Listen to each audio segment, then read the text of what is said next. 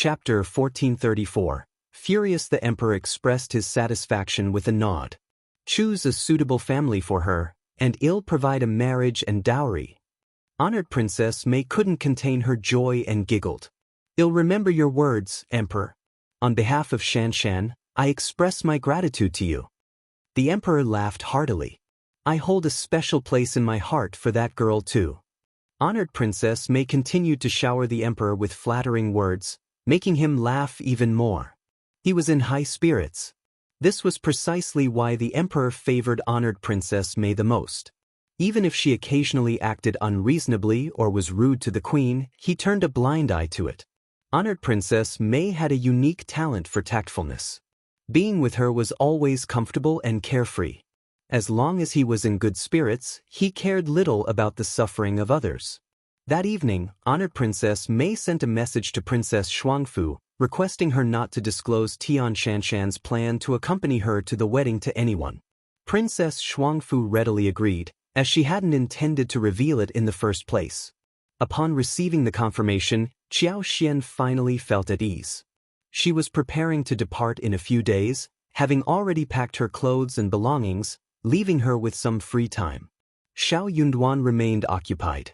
As the envoy, he needed to acquaint himself with various customs and protocols. He had been studying diligently since the imperial decree was issued, but he still had much to learn. Occasionally, Prince of Qingdi sought his advice on Great Qin's culture and invited him on outings. In the past, he would have found countless excuses to decline the prince's invitations. However, given their upcoming extended journey, he realized it was beneficial to foster a better relationship, so he no longer turned him down. As a result, his schedule became even more hectic. In the Tian household, Tian Shanshan vented her frustration by angrily smashing a teacup. Her pretty face was livid. She had always carried an air of gentleness and elegance, never allowing her temper to flare so fiercely. The maids in the room, overwhelmed by fear, maintained a hushed silence, not daring to breathe audibly. Tian Shanshan's anger was not only palpable but also mingled with a deep sense of humiliation. Her disdain extended not only to Qiao but also to Princess Xuanfu. Qiao, yet again. In her eyes, she couldn't fathom how she fell short compared to that woman. Why had even Princess Xuanfu chosen her? This was almost unbearable for the typically prideful Tian Shanshan. Tears welled up in her eyes and trickled down her porcelain-like face. Leaning against the table, she sobbed softly. She hadn't anticipated this failure. One day, she chanced upon Xiao Yunduan shopping with Qiao. His tenderness and attention towards her, combined with Qiao radiant smile, were like a dagger through her heart. The surge of envy felt like a volcanic eruption, clouding her judgment. Intense emotions prompted her to take action. She insisted on accompanying Princess Xuanfu for her wedding. She refused to believe she couldn't win back the man she could never forget, piece by piece.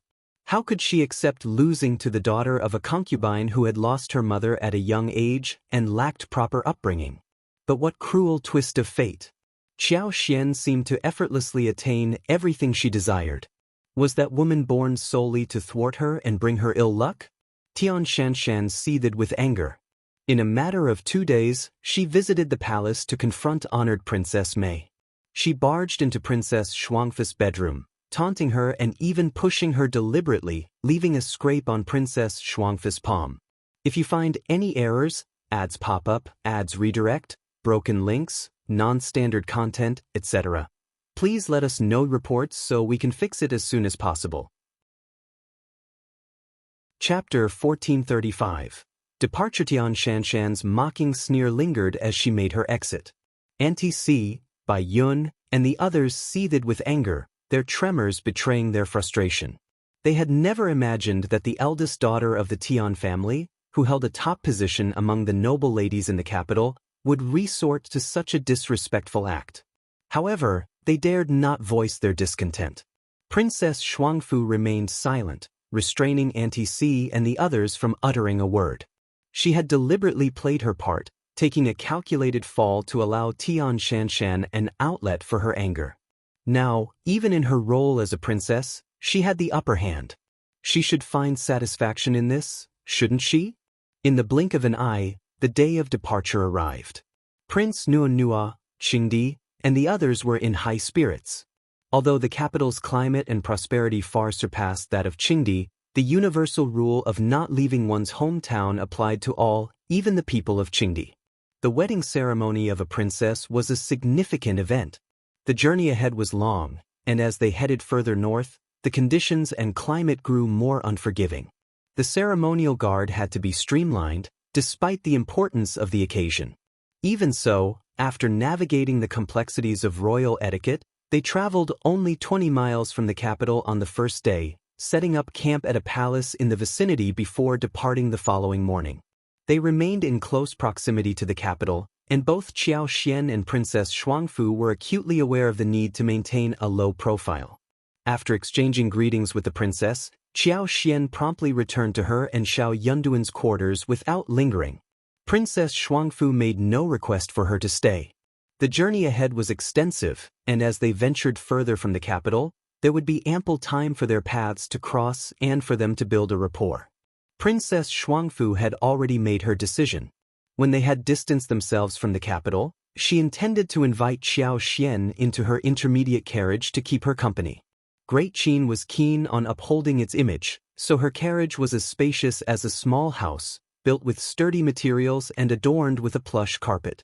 The ride was so smooth that she hardly felt any bumps as they advanced. Xiao Yunduan, occupied with his envoy duties, had a full day ahead. Anticipating he wouldn't return until evening, Qiao Xian decided to have her dinner first. She instructed Wuxia and Qiao to retrieve the food from the kitchen. Unexpectedly, just as she was about to dine, an uninvited guest arrived. Upon seeing Qiao Wei, dressed in resplendent brocade with an ornate hairpin, and accompanied by an unfamiliar maid, Qiao Xian couldn't help but admit her shock. She blurted out an incredulous question, "What are you doing here?" Qiao Wei covered her mouth and chuckled, her delicate frame trembling slightly. The pride and arrogance that had once defined her demeanor were now replaced by a more carefree and charming attitude.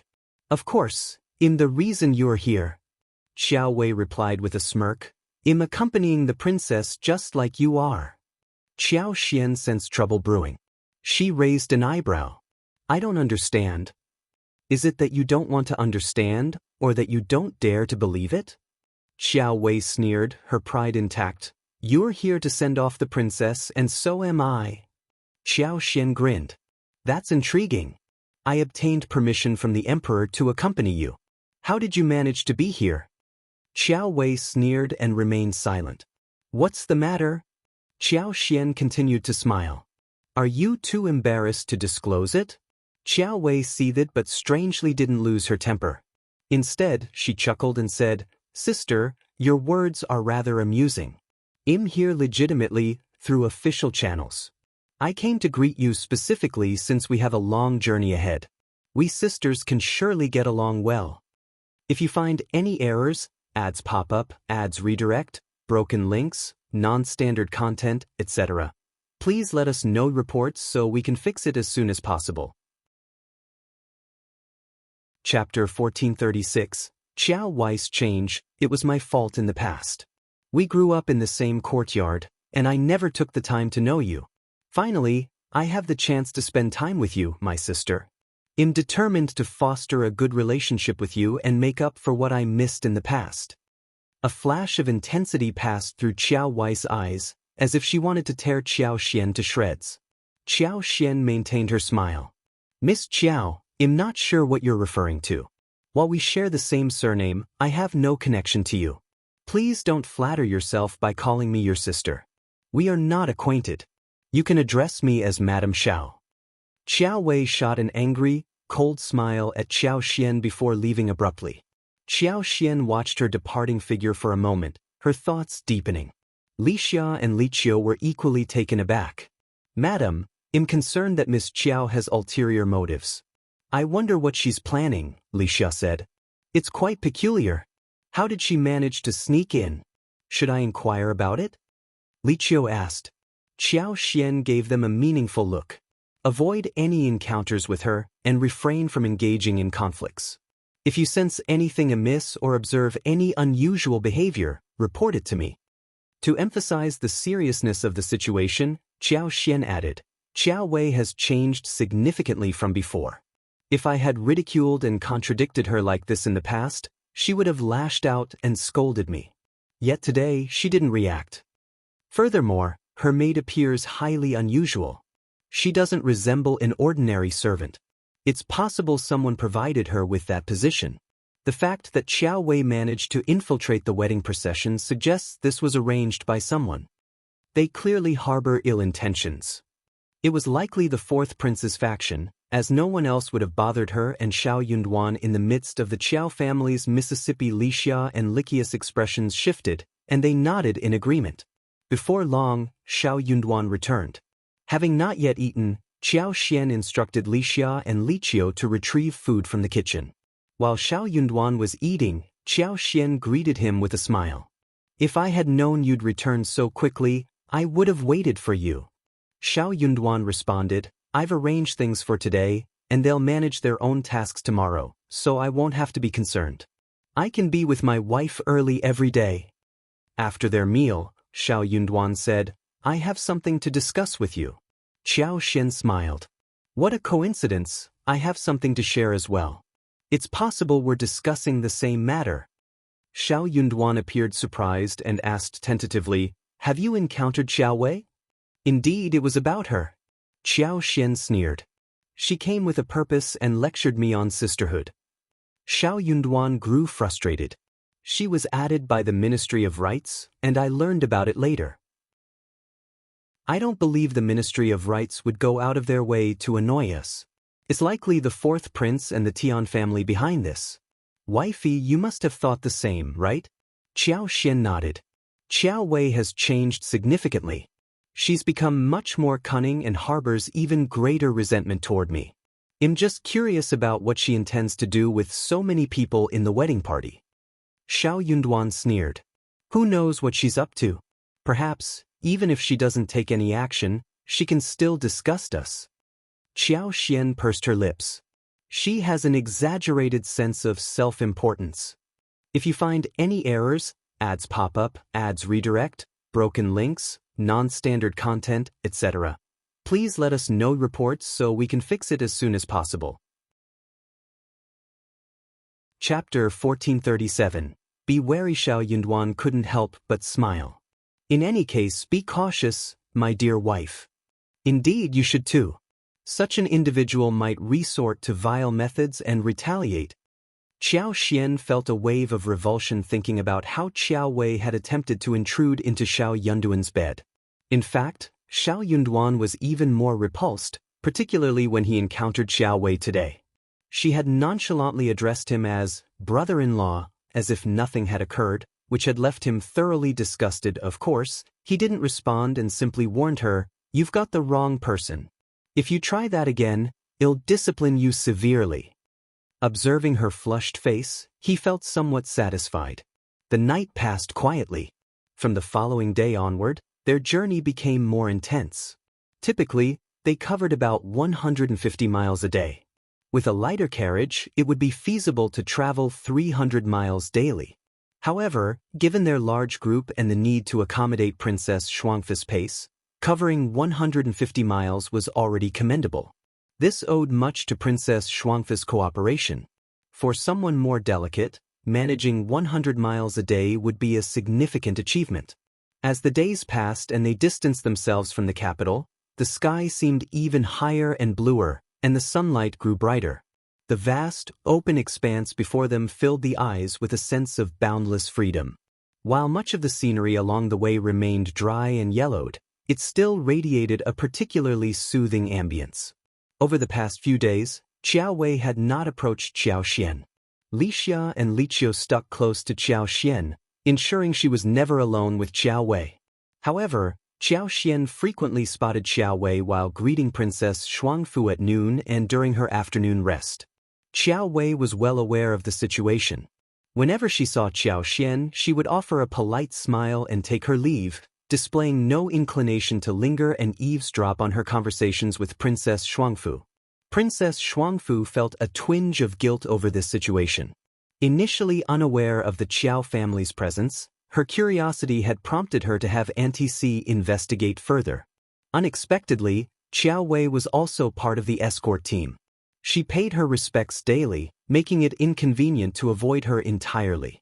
Qiao Xian remained unperturbed by the situation. As long as Qiao Wei didn't interfere with her, she cared little about her actions.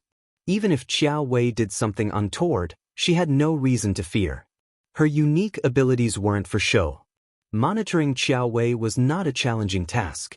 When Qiao Xian arrived to pay her respects that evening, Princess Xuanfu spoke with a smile. "Madam Xiao, would you like to accompany me tomorrow morning? We can chat. My carriage is quite spacious, with plenty of room for both of us." Qiao Xian had longed for a ride in Princess Xuanfu's carriage, knowing it was crafted by the royal family and likely far more comfortable than her own. She readily accepted with a smile. However, on the following day, as Qiao Xian prepared to board the carriage with Princess Xuanfu, Qiao Wei appeared as well. With a curtsy, she addressed the princess. "Princess, would you mind if I serve you too?" Princess Xuanfu was taken aback. Qiao Xian also raised an eyebrow, stunned by the woman's audacity. Princess Xuanfu smiled and replied, "I have an attendant to serve me, so Madame Xiao and I can converse. Miss Qiao, please excuse us." Qiao Wei maintained her smile and said, "I could keep the princess company and help alleviate her boredom. After all, Lord Xiao occasionally needs to speak with my sister. Why not allow me to accompany the princess?" She began moving past Qiao Xian, making her way toward the carriage. "If you find any errors, ads pop up, ads redirect, broken links, non-standard content, etc., please let us know reports so we can fix it as soon as possible." Chapter 1438. Demanding a lesson. Qiao Xian firmly gripped her and spoke with a smile. "Miss Qiao, when did you become so audacious? What's the purpose of flattering yourself? I'm not your sister, and there's no need to be so presumptuous." Qiao Wei's face flushed instantly. She clutched her clothing tightly with one hand, pursed her lips, and murmured softly, "Why do you look down on me? I know the Qiao family has disappointed you, and am aware you hold me in low regard. I'm not on your level. However, we've been traveling together for some time, and we've spent a lot of time together. Can't we get along? Furthermore, I didn't say anything disrespectful. I'm slightly older than you. I don't understand why I can't call you sister." "No." Qiao Xian responded firmly, her tone cold. "It's not appropriate. Aren't you aware of the long-standing feud between our families? Are you clueless? Even if you were aware, you shouldn't utter such presumptuous words." Qiao Wei's voice trailed off. "Moreover," Qiao Xian continued, "you're just the daughter of a county magistrate. When did you become the princess? Did the princess personally invite you to ride in her carriage? How dare you make such decisions on your own?" Qiao Wei's face paled, her eyes welling up with tears, which lent her a pitiful appearance. I just wanted to keep the princess company and alleviate my boredom. That's your concern, but it has nothing to do with the princess. If the princess didn't say anything, you shouldn't presume to act or make decisions." Qiao Wei dropped to her knees before Qiao Xian, burying her face in her hands as tears flowed. "Madam Xiao, I'm sorry. Please forgive me, Madam Xiao." Their discussion had already attracted a fair amount of attention, and when Qiao Wei suddenly knelt, wept, and pleaded for forgiveness, countless onlookers turned their gaze toward them. Some acted swiftly, glancing toward Xiao Yunduan. Everyone recognized Madame Xiao. Qiao Xian's eyes grew frigid. A troublemaker was indeed a troublemaker. Wasn't she asking for trouble?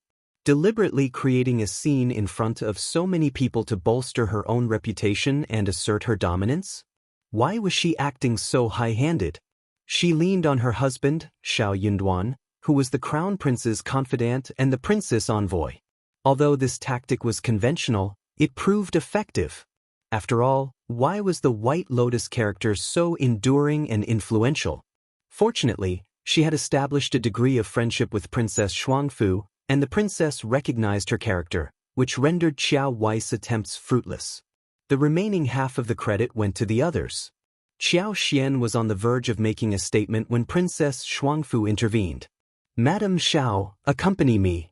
Princess Shuangfu signaled to Auntie C. Once both women were inside the carriage, Auntie C scolded Qiao Wei sternly. "How dare you? Miss Qiao, you've shown disrespect to the princess, and you pay no heed to your superior. Madame Xiao is admonishing you on the princess' behalf, and you burst into tears before her? How dare you?" Qiao Wei was taken aback. Qiao He, who followed Qiao Wei, instinctively looked up at Auntie C. Raising her eyebrows, Auntie C snapped, "What are you waiting for? Hurry up and apologize." Qiao Wei's face alternated between red and pale, her embarrassment evident. Previously, when all eyes were on her, she had reveled in the attention. Now, it felt as though those gazes had transformed into daggers, piercing through her entire being. She wished she could find a place to hide. With gritted teeth, Qiao Wei had no alternative but to kneel before the carriage and plead, "Please forgive me, princess. If you find any errors, ads pop up, ads redirect, broken links, non-standard content, etc. Please let us know reports so we can fix it as soon as possible." Chapter 1439. Extremely embarrassed, Auntie C let out an audible snort and declared loudly, "If it weren't for the fact that we're about to embark, we wouldn't have let you off so easily. Return to your carriage and kneel for 4 hours before rising. Yes. And if you dare to pull a stunt like this again, it won't end as leniently." "Understood." Qiao Wei cast her eyes downward and departed, her demeanor reflecting her contrition.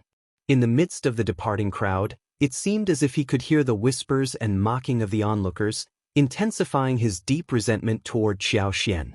Their departure was delayed for some time, with Xiao Yunduan and Prince of Qingdi approaching to inquire about the commotion. Auntie C provided a courteous but casual explanation. After all, this wasn't a situation to be celebrated. It wouldn't reflect well on Prince Nuonua, Princess Shuangfu's betrothed, to hear about it. In a certain sense, this could be considered a family scandal. However, Xiao Yunduan grasped the situation and exchanged a meaningful glance with Auntie C. Upon learning that the issue was not significant, Prince Nuon nodded and instructed them to proceed. Before Xiao Xian could clarify the matter, Princess Shuangfu took her hand and spoke with a smile, "I trust you, Madam Xiao. During my time at court, I've heard of many such schemes, some even more devious than this. While some people fall for them, I do not. I just didn't expect Miss Qiao to be so persistent in greeting me over these past few days. She appeared quite respectful and courteous. I didn't anticipate her true nature." Princess Shuangfu sighed, smiling. It was now clear why Madame Xiao had severed ties with the Qiao family. By discerning Qiao Wei's intentions, one could infer that the family was far from kind-hearted. Qiao Xian offered a smile. "Thank you for your understanding, Princess. There's no need for further explanation." "Of course not." Princess Shuangfu smiled. "I know your character." The two of them exchanged knowing grins. Meanwhile, in the adjacent intermediate carriage, Qiao Wei's countenance soured. She panted heavily and muttered curses under her breath. Being chastised by Princess Shuangfu's attendant in front of so many people left her deeply embarrassed. Her resentment toward Princess Shuangfu intensified when she believed that the princess had orchestrated this to support Xiao Xian. "She's still an ungrateful wretch." Qiao Wei muttered under her breath, her cheeks still flushed. Over the past few days, she had paid her respects to Princess Shuangfu 3 times daily and showered her with flattery and compliments, believing the princess reciprocated with genuine smiles and warmth. Little did she expect that it was all a facade. Princess Shuangfu disregarded her feelings entirely and humiliated her publicly. In her perspective, who did Princess Shuangfu think she was? As for Xiao Xian, that woman, how dare she hoard all the good fortune for herself? To Qiao Wei, Princess Shuangfu was merely a pawn in a marriage arrangement. She seemed to think highly of herself, but once she arrived in Qingdi, her future prospects would likely be dismal. Qiao He refrained from offering comfort, silently observing from the side. After some cursing, she gently reminded, "Young miss, Princess Xuanfu instructed you to kneel. It would be best to do so promptly. Qiao Wei shot her a hostile glare. Unfazed, Qiao he continued in a monotone, otherwise, it may not bode well when you disembark at noon. Deceiving the princess isn't a minor matter. You! Qiao Wei almost exploded with anger. Plop! She begrudgingly knelt, the carpet in her carriage not providing much cushion. She inadvertently bumped her knee, and she clenched her teeth in agony. Tears welled up but did not fall. If you find any errors, ads pop up, ads redirect, broken links, non-standard content, etc., please let us know reports so we can fix it as soon as possible. Chapter 1440. Apology. The anguish of the pain and injustice she had to endure brought tears to Qiao Wei's eyes, which streamed down her cheeks. Qiao he turned her head to the side, as if not wanting to acknowledge it. This afternoon, when the caravan stopped for lunch, Qiao Wei hobbled out of her carriage under Qiao he's watchful gaze to apologize to Princess Xuanfu. Upon noticing the extent of her injuries, Princess Xuanfu couldn't help but feel a twinge of pity. Yet, she quickly reminded herself that this person was devious and impure, causing her sympathy to wane. It's good that you acknowledge your mistake. Be more cautious in the future and refrain from such actions. I don't wish to encounter such incidents again. Otherwise, you needn't accompany me any longer.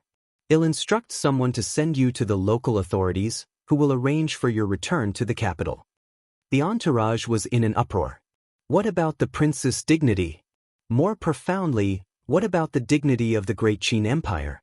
Did they not regard customs and decorum with importance? The great Qin Empire was, after all, a land of tradition. What would the people of Qingdi think of them and their princess? Qiao Wei's countenance shifted drastically, beads of sweat forming on her forehead. She had initially seen this as an opportunity to outmaneuver Qiao Xian and her husband, intending to stage the entire act deliberately. However, she hadn't foreseen that her actions would lead to embarrassment for the princess.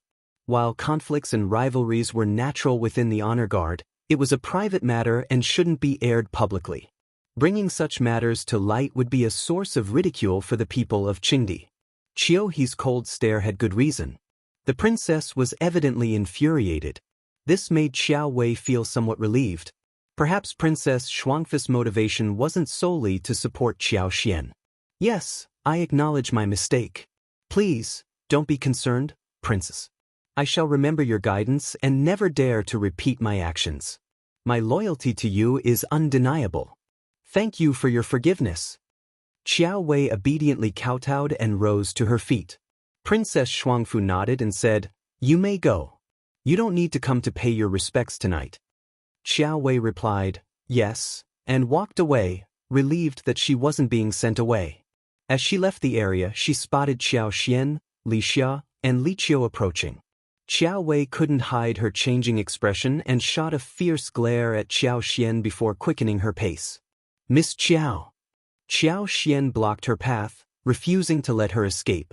"Why didn't Miss Qiao greet me when you saw me?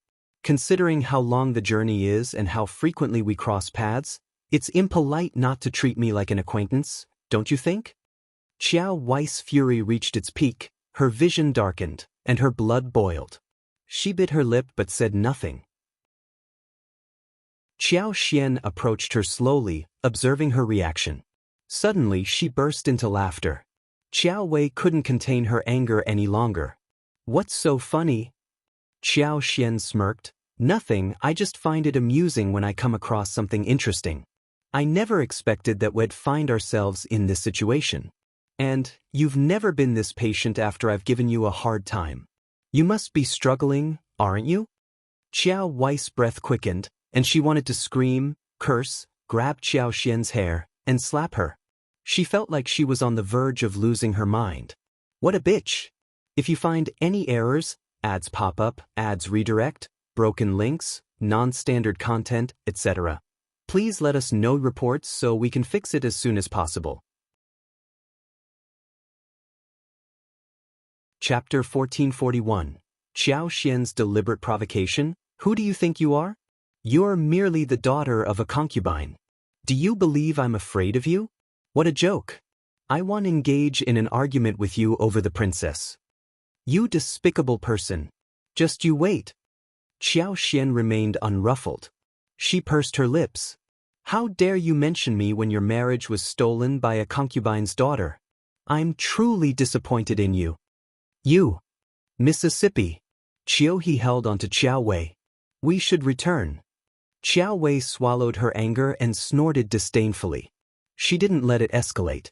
Xianxia intercepted her and said with a smile, Miss Qiao, can't you take a jest? Look, I didn't get upset when you mentioned me, and I was only speaking the truth. Why are you so agitated that your face contorted? Miss Qiao, don't head back with such a scowl, or people might think you bear a grudge against the princess. Qiao Wei was seething, trembling with anger. She bit her lips so hard it almost bled. She glared at Xianxia as if she could devour her. Qiao couldn't tolerate it any longer. Madame Xiao, you've gone too far. What? Miss Qiao, you could have discussed it with me earlier, but I asked her to stay and exchange a few more words. Is that provocation? You, little girl, really need to learn some restraint in your speech. Besides, how can you interrupt when the masters are conversing? Miss Qiao, does it mean that the maid now makes decisions between the two of you? Why do you tolerate such insolence from a bold maid? This isn't like you. In the past, you would have put her in her place. Qiao Wei was seething with anger. In the past, she would have indeed done that. No, if it were in the past, you wouldn't dare to address me this way. Qiao Wei felt a profound inner conflict and bitterness whenever she thought about her past. Each encounter with Xianxia brought to mind the stark differences from the past. It left her feeling tortured and torn inside. Qiao couldn't help but feel anger welling up within her. She remained silent after Xiaoxian's remark. Just you wait. Qiao Wei declared coldly, one day, I will make you repay everything you owe me. Miss Qiao, you're absolutely right. Xiaoxian smiled. What do I owe you? On the contrary, I haven't settled the old score with you yet. Qiao Wei's heart skipped a beat, and her expression subtly changed. She was acutely aware of her past actions towards Xiaoxian. If Xiaoxian decided to confront her about it, leaning in close to her ear, Xiaoxian whispered in a low voice, let me offer you some advice. I don't care what you're planning, but it's in your best interest to stop it now and save yourself. Otherwise, don't blame me for getting tough. Qiao Wei sneered, pushed her away, and stormed off angrily. This time, Xiaoxian didn't try to stop her. It appeared that Qiao Wei was indeed hatching a plan. Leisha couldn't help but suggest, Madam, why don't we find a way for the old master to send both of them away? Wouldn't that save us a lot of trouble? Xiaoxian shook her head and chuckled. It's not that simple. Even the emissary doesn't have the authority to send her away. Moreover, since we're thorns in each other's sides, we're bound to clash sooner or later. If they were to confront each other in the capital, the other side would hold the upper hand. However, beyond the capital, the situation was uncertain. Her strength was not to be underestimated. Qiao Wei had endured humiliation followed by provocation. For several days, she was so drained that she couldn't eat. If she weren't afraid of being expelled from the group, she might have fallen ill by now. With her last ounce of strength, she managed to persevere. This illustrated the immense power of hatred. If you find any errors, ads pop up, ads redirect, broken links, non-standard content, etc., please let us know reports so we can fix it as soon as possible. Chapter 1442, The Last Stop in Great Qing. 20 days later, they finally reached Huning City, the largest city in the northwest. It was still early April, and spring had arrived unusually late in this highland region. The trees and flowers had just begun to bloom, and the fresh, tender greenery was exceptionally striking. The temperature fluctuated significantly between morning and evening. In the daytime, the sky stretched out vast and azure, occasionally graced by the elegant flight of a hawk. When one gazed upward, the bird appeared as a tiny, distant speck. Huning City boasted a substantial station, where welcoming personnel awaited their arrival to make arrangements. As Xiaoxian and her entourage approached, Local officials emerged from the city to extend their greetings and escort them to the station. After Qiao Xian acknowledged the officials' greetings, she proceeded to her lodgings. Princess Xuanfu suddenly wore a smile. "Madame Xiao, join me in the garden. The rest of you, please don't follow." "Yes, Princess." Auntie C and the others bowed and withdrew. The courtyard within the courier station occupied a significant expanse, but the scenery was unremarkable during this time of the year. It was impractical to cultivate delicate flowers here, given the harsh conditions, and there was a lack of time, energy, and resources to tend to it. Hence, most of the plants in this garden were hardy and adapted to withstand cold and drought. At present, fresh shoots were sprouting, and new leaves were unfurling, providing a somewhat pleasant sight, albeit a bit monotonous.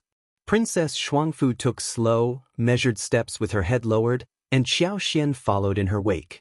No words were exchanged between them. Upon their arrival in Huning City, Princess Xuanfu, Auntie C, Biyun, and the other dowry attendants couldn't help but feel a noticeable sense of despondency. Such sentiments were to be expected. Huning City marked the westernmost point of the Great Qin Empire. Beyond it, after departing the Western Pass, the land would cease to be part of the Great Qin Empire. Should they continue northward, it would likely take them another month and a half to reach the Qingdi royal court. The path beyond the pass was treacherous, causing inevitable delays in their daily journey. Unpredictable extreme weather conditions might necessitate midday stops for shelter and rest, further elongating their journey. They were on the brink of departing from their homeland. Despite any dissatisfaction she felt within the palace's confines, it remained a place of familiarity and comfort, a true hometown. As for Qingdi, what lay ahead was uncertain. How could her heart remain untroubled? In the presence of others, Princess Xuanfu maintained her composure, concealing any inappropriate emotions. She had already displayed remarkable self-control. Princess Xuanfu paused and fixed her gaze on the young, tender leaves before her, lost in contemplation. The trees at the northwest border differed from those in the capital. Their trunks bore rough, wrinkled bark, and their leaves were diminutive. With a soft sigh, Princess Xuanfu spoke with a self-deprecating smile. "At this time of year, the ladies and young ladies in the capital are busy organizing various flower-viewing banquets, aren't they? I recall that honored Princess Mei in the palace hosts a splendid peony flower banquet each year, and it's a source of pride for all the capital's ladies and young ladies to attend. I suspect this year's peony flower banquet will be a beauty competition." Qiao Xian smiled. "At this time of year? Peonies haven't bloomed yet, have they? Even in the capital, it's still quite chilly during the season." Princess Xuanfu chuckled. "I forgot how knowledgeable you are about flowers and trees. But, Madame Xiao, you might not be aware that although the peonies haven't bloomed yet, the palace's gardeners are already preparing the peonies for honored Princess Mei. After all, how could honored Princess Mei outshine the rest without an early start? If you find any errors, ads pop up, ads redirect, broken links, non-standard content, etc., please let us know reports so we can fix it as soon as possible." Chapter 1443, Secret Fear. Qiao Xian nodded with a smile. "I understand." A sharp eagle cry echoed from the sky above, and both of them looked up simultaneously. The vast blue sky seemed to stretch endlessly, and a majestic black goshawk extended its wings, exuding a commanding presence. Princess Xuanfu couldn't help but sigh with admiration. "It can soar so high and freely. I truly envy it." Qiao Xian suddenly grasped Princess Xuanfu's arm and gave it a gentle squeeze. Princess Xuanfu was taken aback but quickly caught on to her meaning. She abandoned her previous statement and said, "I really envy it. It's so powerful and agile. I wonder if I'll encounter such a goshawk in Qingdi." Qiao Xian smiled and was about to continue when a hearty laugh sounded from behind them. "Prince!" Qiao Xian curtsied and stepped back a few paces. Princess Xuanfu also offered her respects. "Greetings, Prince." "Princess, you're most welcome." "Madame Xiao, you're welcome as well. Your presence has greatly enriched our journey." Prince Nuanua waved his hand, approached, and beamed at Princess Xuanfu. Princess, there's no need to envy such a goshawk. In Qingdi, we have many individuals even stronger and more formidable than it. I'll introduce you to them. Really? Princess Shuangfu exclaimed in surprise. That's wonderful. Thank you, Prince. Ah, you're welcome, ha. I'm delighted as long as the princess enjoys it. I must admit, I initially misunderstood and thought the princess didn't appreciate our Qingdi, but it seems I was mistaken. Princess Shuangfu offered a shy smile. Prince, you're only jesting. I find the scenery along the way quite fascinating, and I'm eagerly anticipating our arrival in Qingdi. Ha! Qingdi won't disappoint the princess, I can assure you. Prince Nuo laughed heartily. Xiao sensed that she might be intruding, so she considered leaving. However, just as she was about to make her exit, Prince Nuo bid his farewell and departed. Before his departure, he suddenly added, by the way, although Huning City may not match the grandeur of your capital, it still has a vibrant atmosphere. Princess, you might want to explore it. They planned to stay in Huning City for the next 5 to 6 days before resuming their journey. Princess Shuangfu was secretly delighted but seemed a bit hesitant.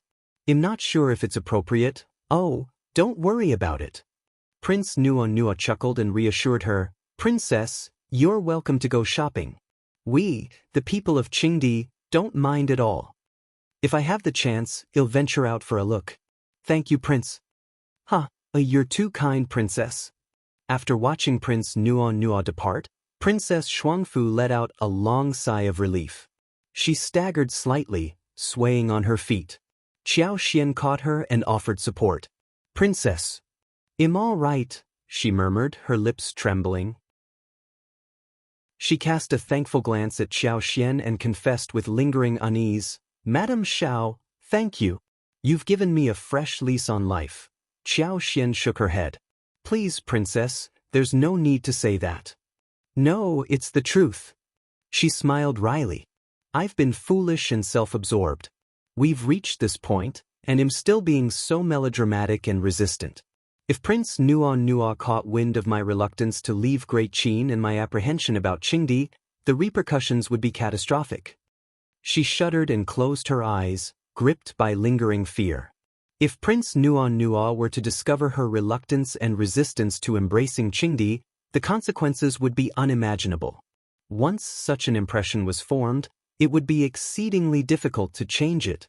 If you find any errors, ads pop up, ads redirect, broken links, non-standard content, etc., please let us know reports so we can fix it as soon as possible. Chapter 1444. Long blessings. Upon seeing her pale countenance, Qiao became deeply concerned. She gently took hold of Princess Shuangfu's hands and reassured her, the concerns you had, they didn't materialize, did they? That's a sign of your good fortune, Princess. Your future holds promise. Princess Shuangfu smiled and nodded in agreement. Yes, thank you for your well wishes. And you too have a long and prosperous life ahead. They exchanged warm smiles. Neither of them felt like continuing with their shopping, so Qiao escorted Princess Shuangfu back to her accommodations before heading to her own residence. Princess Shuangfu closed the door and summoned Auntie Si, Bai Yun, and the other servants. She informed them of the recent garden incident and issued a stern reminder. Auntie Si and the others were visibly shaken, their expressions changing dramatically. They exclaimed, that was a close call. If Princess Shuangfu were to incur Prince Nuo's displeasure, their roles as servants would be rendered ineffective. Princess Shuangfu sighed, saying, we're already in this situation. Regardless of what others may think, fretting won't change a thing. I implore you all to remain composed and well-behaved. And, have a talk with everyone, ensure they serve diligently in the days to come, and discourage any frowning, sighing, or speaking of inauspicious matters. Anyone who commits such an offense will face severe consequences. I won't be lenient. Princess Shuangfu couldn't disclose the garden incident to the ordinary servants, but she needed to instill discipline. Auntie Si quickly agreed, promising to teach the others a valuable lesson. With Prince Nuo's assistance, Princess Shuangfu arranged for Qiao to go shopping in the marketplace 2 days later. This was exactly what Xianxia had hoped for. Both of them concealed their identities and each brought along a maid. They followed 4 guards who were disguised as servants. Over 10 more guards were covertly mingling in the surrounding crowd. They set off in the morning. The architecture in Xuning City displayed a rugged and unrefined quality. While ornate carvings were scarce, the structures exuded grandeur. Some shops were operated by foreign merchants and carried an air of faux exoticism. The city's residents were accustomed to this ambience, but for Qiao and Princess Shuangfu, it was a delightful novelty. Princess Shuangfu, in particular, had never encountered such an atmosphere before. Her eyes sparkled with fascination. The entire day was filled with admiration and shopping. Princess Shuangfu and Qiao couldn't resist making several purchases themselves. They planned to leave the items at the relay station and collect them on their way back. Princess Shuangfu wanted to express her gratitude and insisted on paying for Qiao. With her newfound affluence, she had no reservations about it. Qiao, understanding her intentions, accepted the gesture with a gracious smile. However, this meant they had to be more discerning when shopping, favoring affordable yet exquisite items over expensive ones. They could always shop again on their return journey and select some finer items then. It was rumored that the city offered a wide selection of gems and jade at reasonable prices. With a bit of luck, they might discover exceptional finds. The two of them spent the entire day happily wandering around, even dining at a local restaurant before returning to the courier station in the evening. Given the rules in the Great Qin Empire, and even if Qingdi had fewer restrictions, Princess Shuangfu, as a princess involved in a marriage alliance, lacked the freedom to wander freely outside. Her day out was indeed a rare occurrence. If you find any errors, ads pop up, ads redirect, broken links, non-standard content, etc., please let us know reports so we can fix it as soon as possible. Chapter 1445. The woman outside the door if they were to spend another day out. Despite the leniency granted by the Prince of Qingdi's words, it would no longer be deemed appropriate. Any untoward incident could be hard to bear for anyone involved. Princess Shuangfu fully comprehended the situation and decided not to venture out the following day. Qiao also stayed at the relay station to keep her company, and they planned to depart in a couple of days. In Xuning City, the day began early and stretched into the late hours. The next morning, while it was still dark in the capital, the sun had already risen in Xuning City. Qiao had woken up unusually early today and was aimlessly wandering around the relay station. A sleepless night had left her seething with anger, and her vexation drove her out of bed. During yesterday's shopping excursion with Princess Shuangfu, they both accompanied her, yet Princess Shuangfu only took Qiao along and seemingly overlooked Qiao Wei's presence in the intermediary. This oversight incensed her to the point of near explosion. Her frustrations led her to unleash a barrage of curses late into the night. These emotional blows had repeatedly left her questioning her own worth and place in the world. They were all on Xiaoxian's side. What could possibly be so special about that woman? She was just the daughter of a lowly concubine, no different from a servant. While she had witnessed Xiaoxian's humility before, the sting of this situation felt particularly painful. A servant approached, and as they passed by her, they respectfully bowed. Qiao called out to the maid, "What are you up to?" The maid replied with a servile smile, "There's a woman outside with a girl. She claimed that the girl was hired by Madame Xiao yesterday and is here to receive her instructions. I thought it best to inform Madame Xiao." Xiao, driven by both curiosity and a hint of malice, responded with a smile, "Very well, you may return for now. I will inform Madame Xiao later. It's still early, and Madame Xiao has not yet awakened. Besides, I must attend to the princess, leaving me with no time to deal with such matters. I'll go and see her." The servant, without any suspicion, readily agreed and turned to depart. Qiao concealed her cold smile and exited the relay station with Qiao. As anticipated, a woman and a young girl were waiting outside the courier station. The girl, dressed in worn yet impeccably clean clothes, appeared to be around 14 or 15 years old. She was slight and fragile, with a slightly pallid complexion and dull hair, neatly combed. Her hands were fidgeting, revealing a touch of uneasiness. The woman, in her 30s, possessed a round face, fair skin, and a plump figure. She wore maroon attire and had silver hairpins adorning her bun.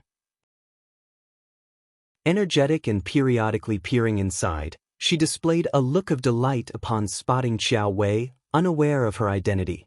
After a moment of hesitation, she approached, bowed, and offered a cheerful greeting. "Miss, Madame Xiao, are you here?"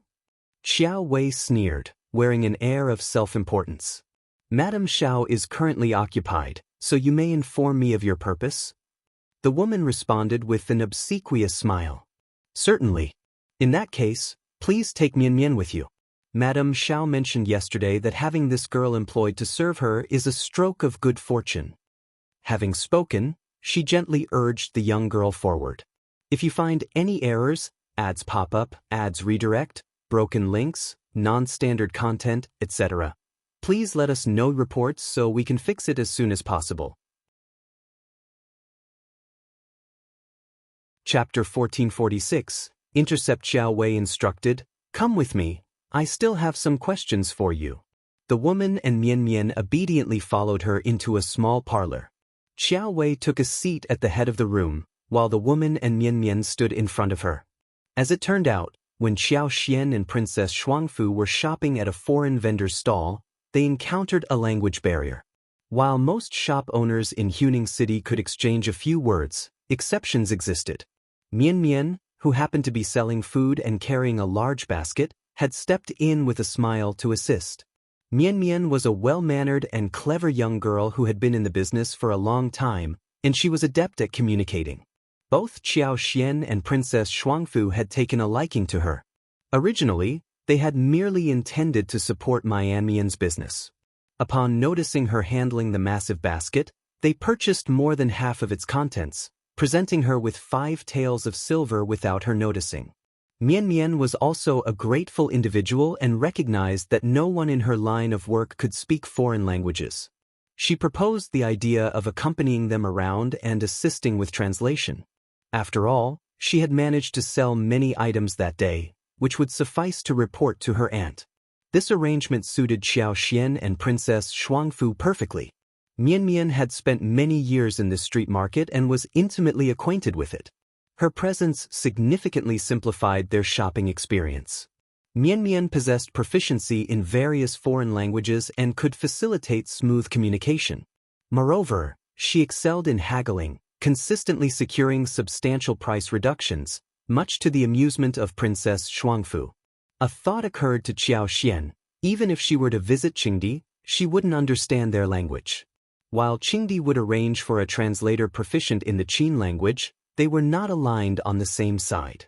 Consequently, he offered her a half-hearted smile and suggested, "Since we are heading to Qingdi, why don't you join us? I'll employ you for a few months. How does that sound? In terms of compensation, it will certainly surpass your current earnings. I'll provide you with 100 taels per month. Does that suit you?" Mian Mian readily agreed, displaying her happiness. Fearful that Xiao Xian might retract her offer, Xiao Xian urged Mian Mian to wait for her while they dined at the restaurant. Xiao Xian hurried home to confer with her aunt. Mian Mian had already lost her parents and had been residing with her uncle and aunt for several years, making her life far from comfortable. She was more than willing to leave, even if only for a few months. Mian Mian's aunt, Mrs. Mao, promptly consented upon hearing the promised monthly compensation of 100 taels. She did not concern herself with the perils Mian Mian might encounter while journeying to the distant Qingdi in the west. Mrs. Mao, however, had one condition: she required a portion of the money up front. At the very least, she insisted on receiving more than half of the sum in advance. Mrs. Mao had calculated that even if they never returned the money, observing the situation and hearing Mian Mian address her as aunt, Xiao Xian could deduce the circumstances surrounding Mian Mian. She agreed to provide an initial payment of 200 taels and the remaining amount upon Mian Mian's return. She instructed them to prepare for their departure so they could meet with Madame Xiao the following day or the day after. Gratefully, Mrs. Mao accepted the arrangement. Little did Xiao Wei anticipate that Mrs. Mao would be so impatient as to arrive early the next morning. She brought along both the gift and the money. Upon hearing this account, Xiao Wei regarded Mian Mian with a cold and disdainful look. She mused to herself that a person of lowly status would remain just that, and such a girl was only appealing to her kind. Even if Mian Mian were offered to her for free, she would never desire someone of her sort. Only Qiao Xian would be willing to part with 200 or 300 taels of silver. If you find any errors, ads pop up, ads redirect, broken links, non-standard content, etc., please let us know reports so we can fix it as soon as possible. Chapter 1447. Up to no good, Xiao Wei and Xiao Yunduan had amassed considerable wealth. However, Qiao Wei's aim wasn't merely to accumulate riches. She harbored a desire to take Qiao Xian's possessions. This time, she had received a substantial sum of silver from someone, enough to provide 200 taels. Nevertheless, she believed it was necessary to negotiate a lower price. 200 taels? Qiao Wei sneered and cast an incredulous look at Mrs. Mao. You're just a girl. Do you genuinely believe she's worth 200 taels? Do you think Madame Xiao is so easily deceived? Both Mrs. Mao and Mian Mian were left bewildered. Mrs. Mao's eyes widened and she stammered, Miss, what do you mean? I mean that Madame Xiao is reneging on her agreement. What? That's inconceivable. Though Mian Mian's voice was barely audible, Qiao Wei managed to catch her words. Feeling uneasy, she scoffed at her and retorted, Why not? Under the weight of her piercing gaze, Mian Mian involuntarily shrank. Despite her firm stance, she reluctantly replied. Lowering her gaze, she whispered apprehensively, Madame Xiao doesn't seem like someone who would go back on her word. Xiao Wei, seething with anger, snapped, What do you know? Who do you think you are? How long have you known Madame Xiao? Do you understand her character? Do you possess the authority to determine her actions? Unbelievable. Don't be upset, don't be upset. Mrs. Mao was taken aback by Qiao Wei's sudden rage. She pinched Mian Mian and urged her to kneel. What are you saying? Hurry and apologize to Miss. Mian Mian, terrified by Qiao Wei's sudden outburst, had tears in her eyes. She dared not speak, let alone cry, and knelt in a pitiable and forlorn manner. Miss, please, refrain from getting upset. This girl is unable to speak. Please, don't be angry. Madame Xiao's conduct is quite deplorable. How could she act so unethically? Xiao Wei let out a cold snort. Having vented most of her frustration, she was starting to regain her composure. With a disdainful snort, Xiao Wei turned to Ms. Mao and remarked, Madame Xiao's untrustworthiness is hardly surprising. She may seem genteel, but I believe this girl is of good character. Since you're here, how about I employ her? Ms. Mao was delighted and nodded, saying, All right. Thank you, miss. Just give me the 200 taels of silver, and this girl will accompany you. 200 taels? Xiao Wei found it amusing. Money doesn't grow on trees. Look at this girl. Is she worth 200 taels? I only have 20 taels on hand. If that doesn't suffice, then take her away. What? Had it not been for Qiao Xian's initial offer, Ms. Mao might have agreed to the proposal. After all, it was a substantial sum. However, Qiao Xian had initially promised 200 taels, and now that figure had dwindled to a mere 20 taels, which was unacceptable. This is far too little. Miss, could you add a bit more? Just a tad, please. Ms. Mao tried to negotiate, a hopeful smile on her face. Mian Mian was taken aback, clutching Ms. Mao's hand and beseeching in a tearful tone, Auntie, I don't want to go anywhere. I don't want to leave. Please. Xiao Wei was strikingly attractive, but her temperament was far from pleasant. She regarded Ms. Mao with a disdainful gaze that cut like a knife. Instinctively, Ms. Mao felt a sense of trepidation. If she allowed Mian Mian to accompany Xiao Wei, perhaps Mian Mian should just stay with her uncle and aunt.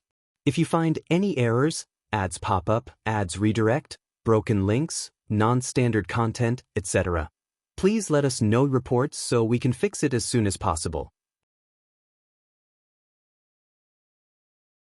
Chapter 1448. Refused. Xiao Wei sneered and fixed her gaze on Mian Mian with increasing resentment. What on earth did this insolent girl mean? She had lavished praise on Qiao Xian in front of her and shown contempt towards her behind her back. She was determined to hire her. Have you come to a decision? Qiao Wei addressed Ms. Mao with a sly smile. I wouldn't want you to make this trip in vain.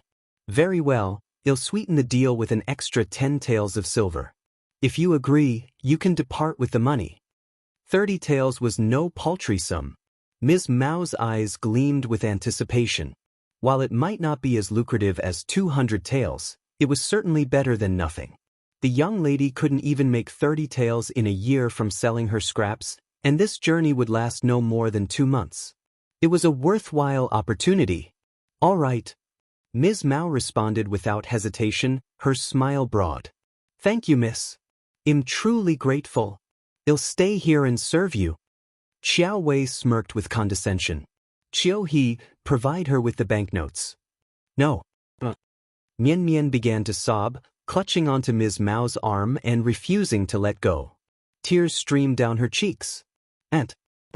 Please no. Let's go back, please. We can return. I'll sell lots of things in the future and earn a lot of money for you. Please don't let me go, I beg you. Let go of me. Ms. Mao scolded, pushing Mian Mian away. Frustration overcame her, and she slapped Mian Mian's face while scolding, Stop crying. Do you have any idea where you are? Why are you making a scene? Qiao He frowned. If you're this unwilling, you should leave. Qiao Wei shot an irritated glance at Qiao He. In response, Qiao He raised an eyebrow, giving her a stern look as a warning, unwilling to yield.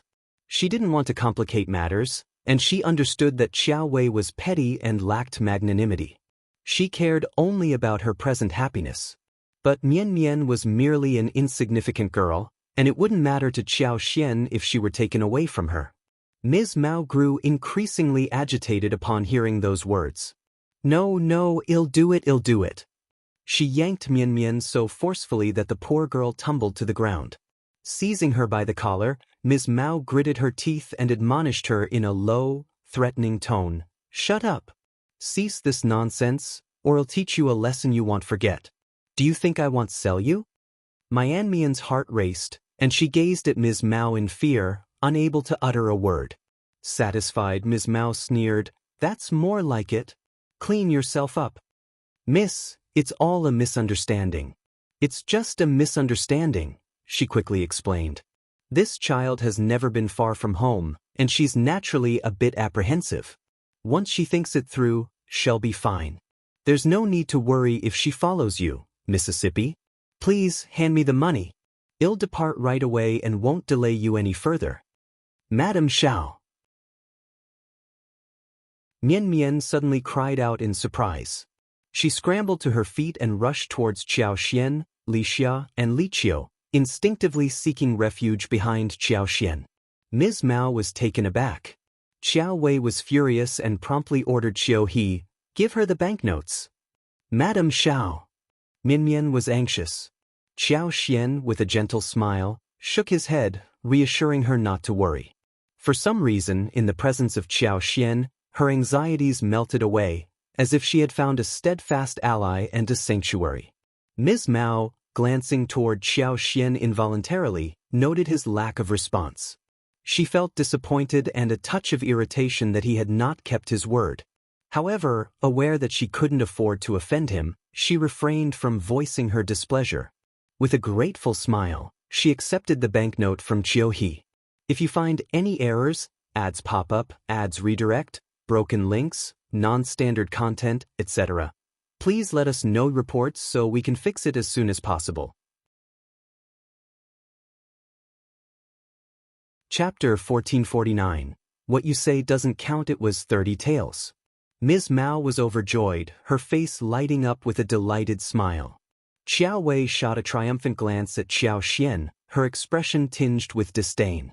In response, Qiao Xian instructed Li Qiao to provide Ms. Mao with the 200 taels of silver and cheerfully remarked, Sister-in-law, you've come early today.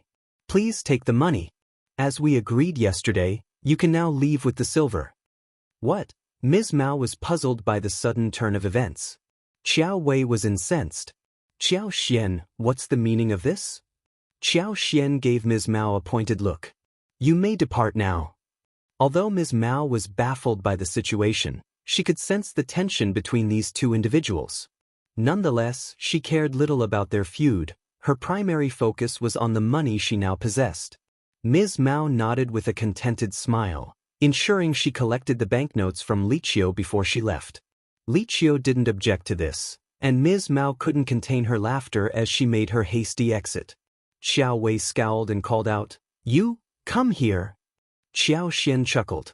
She is under my care. It's not for you to decide. Shame on you. Qiao Xian burst into laughter. Miss Qiao, did I mishear you? Why are you lecturing me about shame? Didn't she realize who the real culprit was? Although he didn't voice it aloud, Qiao Wei felt deeply embarrassed and irritated by the mockery. Qiao Xian continued, Princess Shuangfu testified yesterday, and Ms. Mao and I agreed to hire Mian Mian.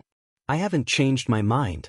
Mian Mian is now in my employ, so what exactly do you want to discuss with me? Qiao Wei was left speechless and seething with anger. She hadn't anticipated Qiao Xian's audacity. With a sneer, she retorted, Everything operates on a first-come, first-served basis. I was the one who paid Ms. Mao first. I have nothing to do with why you paid Ms. Mao, and I couldn't care less.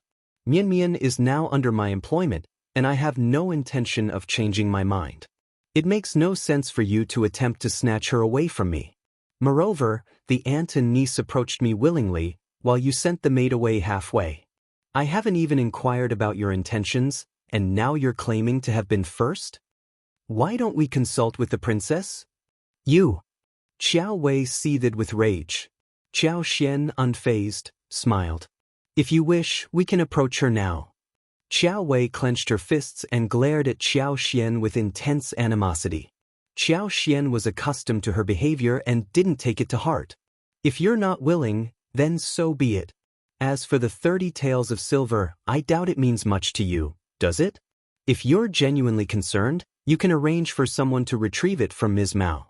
That's not my concern. Having said her piece, Qiao Xian exchanged a glance with Mian Mian and then remarked with a smile, Let's go. Mian Mian swiftly followed. Full rich. Qiao Wei screamed as she smashed a teacup in frustration. She had been duped in front of Qiao Xian, handing over 30 taels of silver for nothing, and Qiao Xian had even taunted her. When she had given her the money, Qiao Xian must have been inwardly delighted. This wretched girl, I want her to suffer. I want her to meet a gruesome end. Qiao, he cautioned her in a hushed voice, Young lady, please refrain from uttering such words. Qiao Wei gritted her teeth and fell silent. She despised Qiao Xian so profoundly that she could only take solace in the thought that Qiao Xian and her husband would encounter misfortune. Hearing Mian Mian's words, Qiao Xian consoled her and sighed. She simply said, How about this, Mian Mian? Would you be willing to be purchased by me? If you earn enough money in the future and wish to redeem yourself, I won't stand in your way. If you find any errors, ads pop up, ads redirect, broken links, non-standard content, etc., please let us know reports so we can fix it as soon as possible. Chapter 1450. She was angry those very aunt and uncle might eventually betray her. She might as well follow her instead. Mian Mian didn't hesitate for a moment and quickly nodded in agreement. She dropped to her knees and tearfully declared, I am more than willing to follow you, Madame Xiao. After contemplating for a moment, she realized that these words might not sufficiently convey her sincerity. She added, Please, madam, purchase me. I will work diligently and follow your instructions without fail. Wuxia and Qiao exchanged a compassionate glance and turned to Qiao Xian simultaneously. Qiao Xian, somewhat torn between amusement and empathy, nodded and said, In that case, I will arrange for someone to locate your aunt and uncle. Stay here for now. Qiao, take her for a bath, wash her hair, change her clothes, and fetch her some food and drinks from the kitchen. Then have her measured for new clothes, shoes, and socks. She turned to Mian Mian with a warm smile and added, "Afterward, have a meal and rest. Don't worry, he'll take care of everything." Qiao placed a reassuring hand on Mian Mian's shoulder and smiled. "Exactly. Madam has given her word, so you can relax and fear nothing." Mian Mian's eyes welled up with gratitude. She glanced at them, nodded, and followed Qiao obediently. Xia couldn't help but sigh with sympathy. Mian Mian is truly unfortunate. Qiao Wei's overbearing and uncaring demeanor had revealed her true character. She had callously sent Mian Mian away for a mere 30 taels of silver, without considering what might befall the girl on her journey to Qingdi. Xiao remarked, "Since we've crossed paths, we should do what we can." Xia smiled warmly. "That's because you have a kind heart." If she had encountered someone like Qiao Wei, it would be a triumph if that person didn't seize the opportunity to harm her when she was vulnerable. Xiao smiled and promptly instructed someone to find Sun Bai and ask for his assistance. This time, the list included several familiar names, among them Sun Bai and Sun Qian. Upon Sun Bai's agreement, Xia privately disclosed to him Ms. Mao's reprehensible actions. Sun Bai then visited Ms. Mao's residence and secured Mian Mian's contract without any additional expenditure of silver. 200 taels of silver were ample to procure a capable and intelligent maid, and Ms. Mao, although unwilling, didn't dare to object. Mian Mian felt a wave of relief as she laid eyes on the contract and promptly kowtowed to express her gratitude to Qiao Xian. Qiao Xian then escorted her to Princess Shuangfu and informed her of the situation. Princess Shuangfu nodded with a warm smile and concurred, "Mian Mian is a fine young lady. It is her good fortune to be under Madame Xiao's care." The ironic twist came when Qiao Wei, who had been infuriated by the events, approached Princess Shuangfu. She claimed that Mian Mian was a perfect match for her and expressed her desire to purchase her as a maid, suggesting that Princess Shuangfu act as a witness. After all, hadn't Qiao Xian asserted that Princess Shuangfu was superior to her? With her being the first to express interest, wasn't that enough? Unaware of Ms. Mao's whereabouts, if she had known, she would have personally pursued the purchase. Ms. Mao was notorious for her greed, and turning her down was unlikely. She seethed with anger at not being able to acquire this young girl. Even if she grew weary of ordering her around, she could always sell her.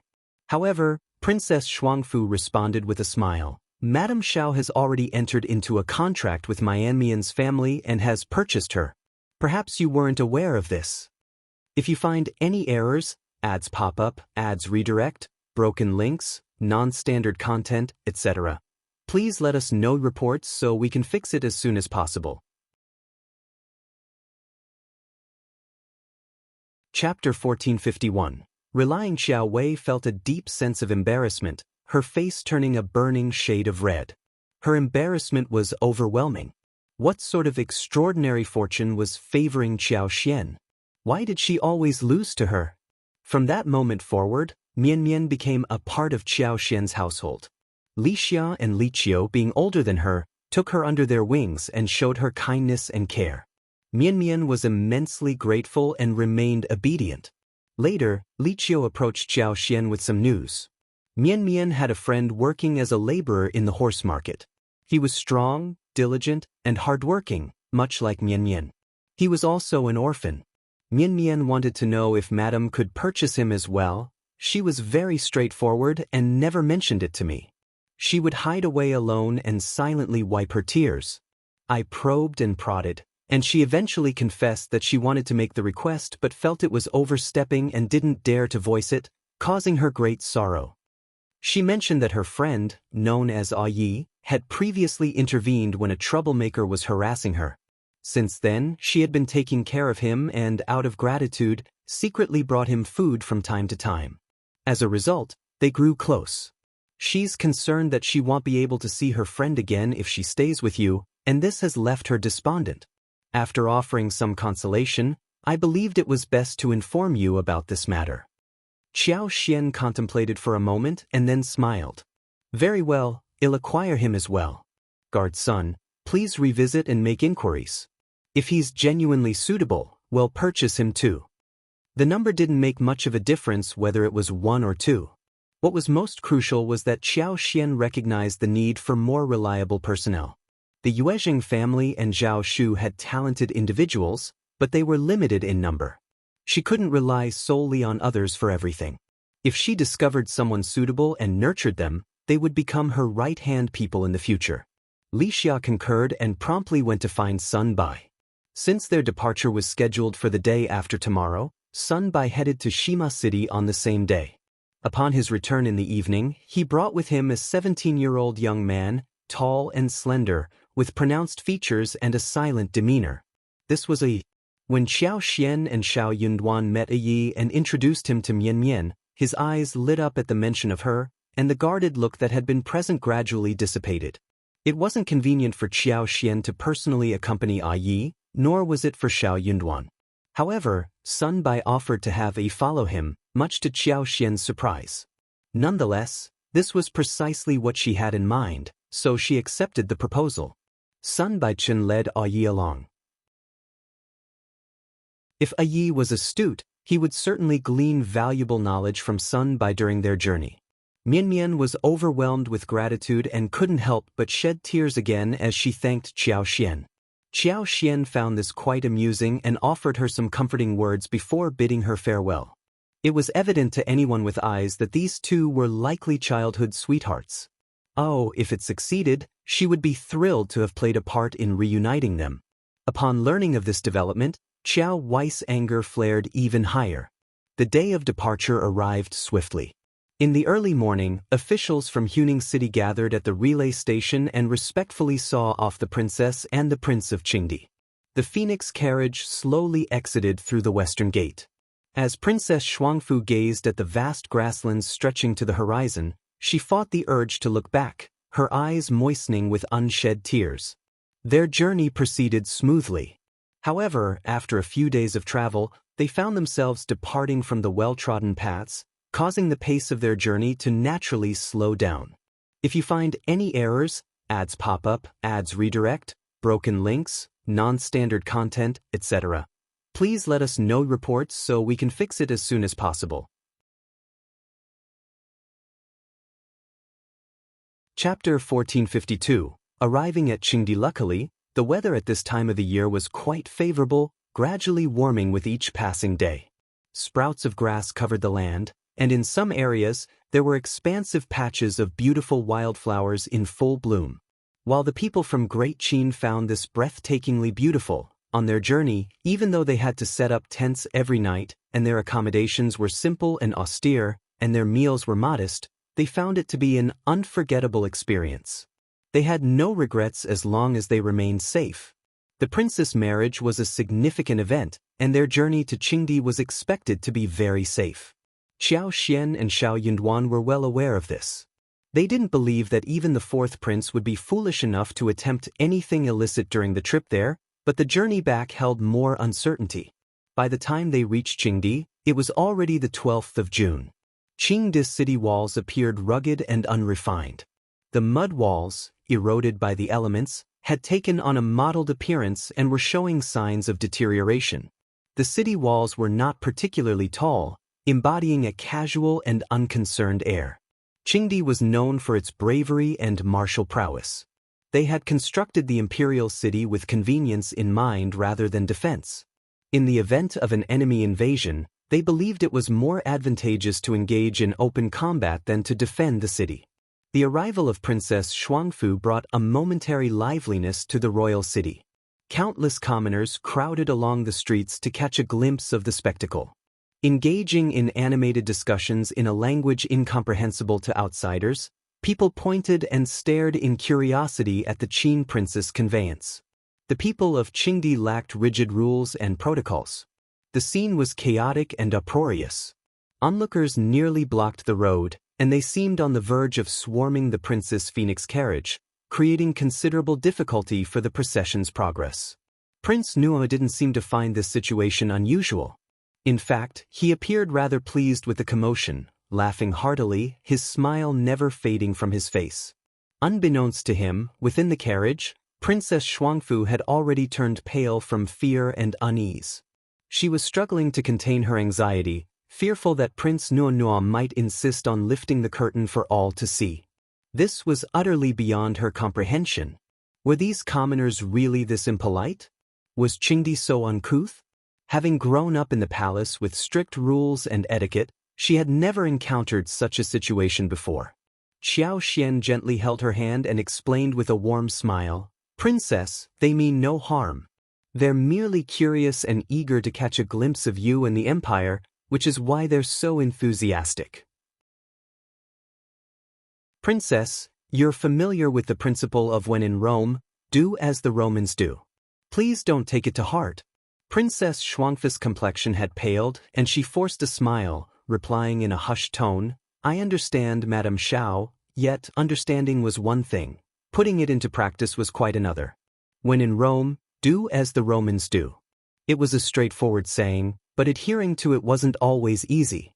Taking a deep breath, Princess Xuanfu recognized that, no matter how challenging it might be, she had no choice but to adapt to the local customs. They entered the imperial city around noon, arriving at the palace nearly by nightfall.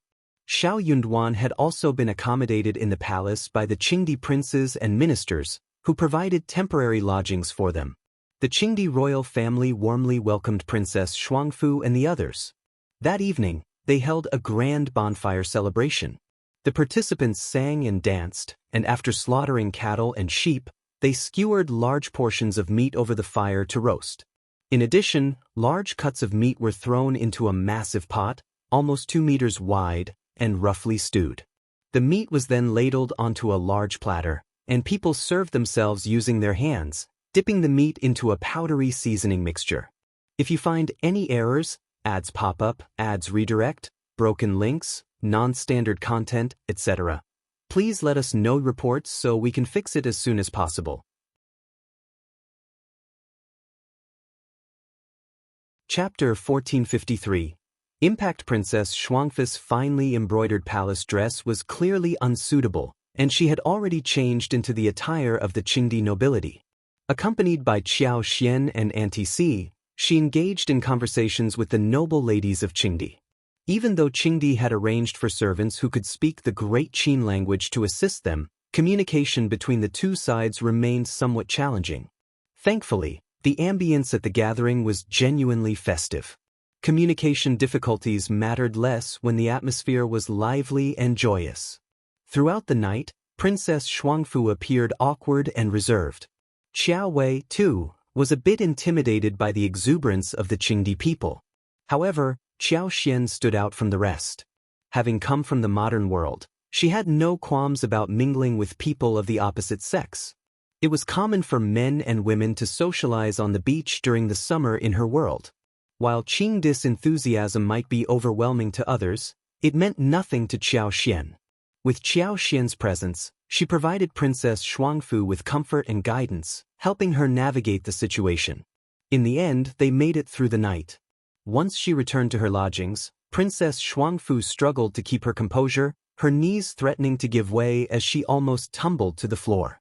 The shock she had experienced that evening had overturned her understanding of the world and shattered her previous upbringing.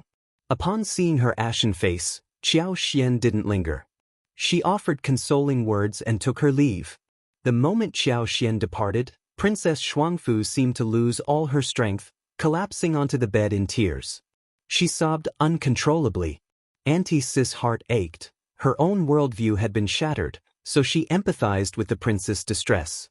She sent everyone else away, instructing Bai Yun and the others to stand guard outside and report any visitors promptly. She settled beside Princess Xuanfu and tenderly stroked her trembling shoulders, offering solace and support. After a while, Princess Xuanfu's tears gradually subsided.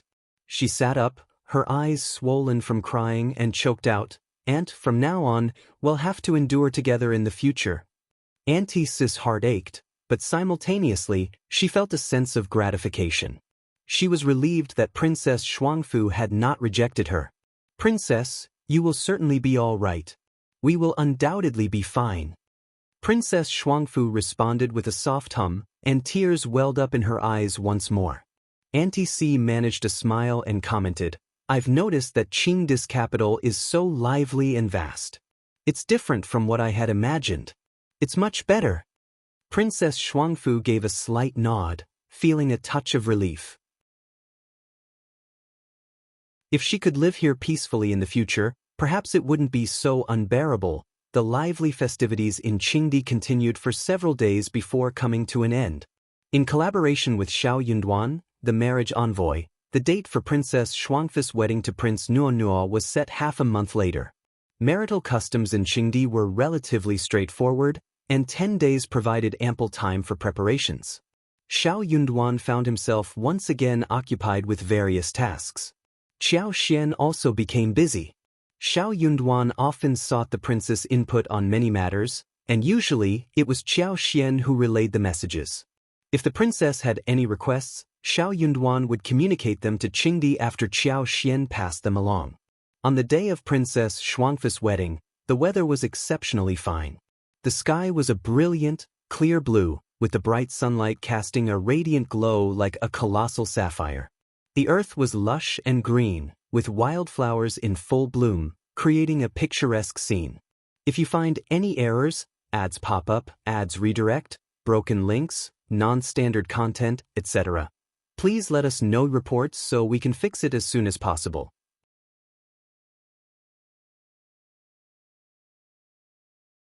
Chapter 1454. Date of return in Qingdi. Cattle and sheep were slaughtered, creating a vibrant and lively atmosphere. Later in the evening, another grand bonfire celebration was planned. Princess Xuanfu, now the bride, would be dressed in the splendid attire of a Qingdi concubine, standing alongside Prince Nuo to receive the blessings of the guests and partake in the festivities. Princess Xuanfu had grown accustomed to this entirely distinct tradition, though it still felt somewhat foreign.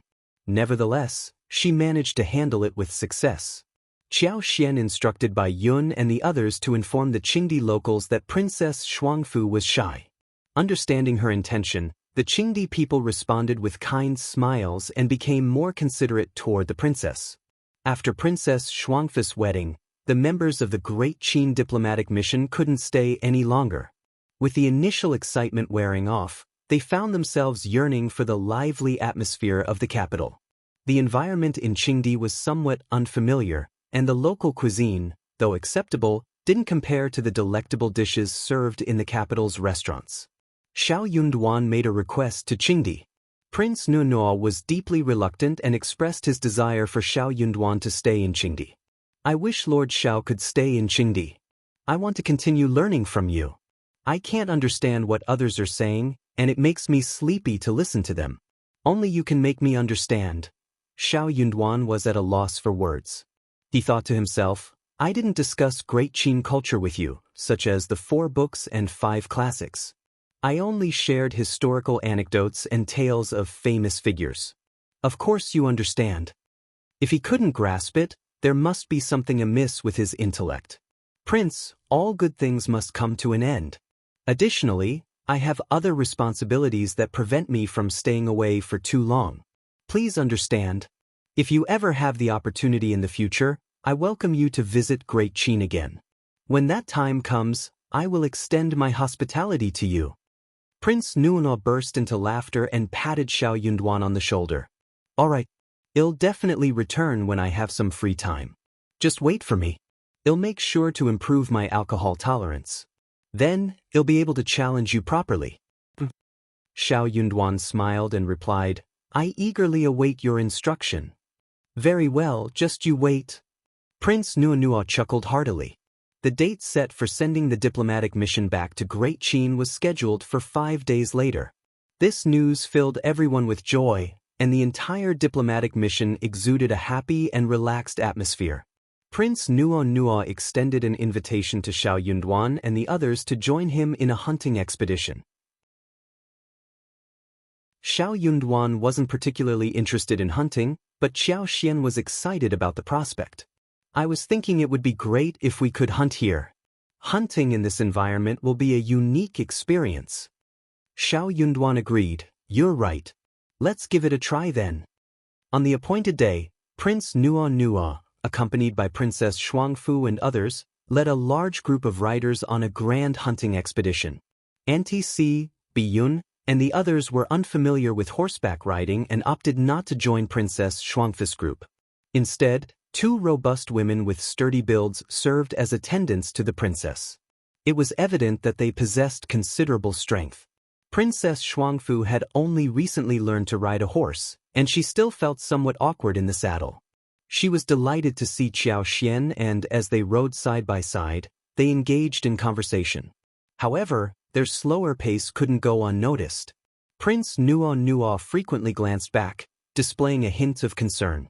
If you find any errors, ads pop up, ads redirect, broken links, non-standard content, etc., please let us know reports so we can fix it as soon as possible. Chapter 1455. Slow down after their marriage, Prince Nuo treated Princess Xuanfu with exceptional care and consideration. However, it was quite a challenge for a bold and rugged prince of Qingdi to adapt to such refined behavior. Seeing this, Xiao smiled at Xiao Yunduan and suggested, "Husband, why don't you two go ahead? I will take my time with the princess and engage in a pleasant conversation." Princess Xuanfu eagerly added, "Yes, please proceed without us."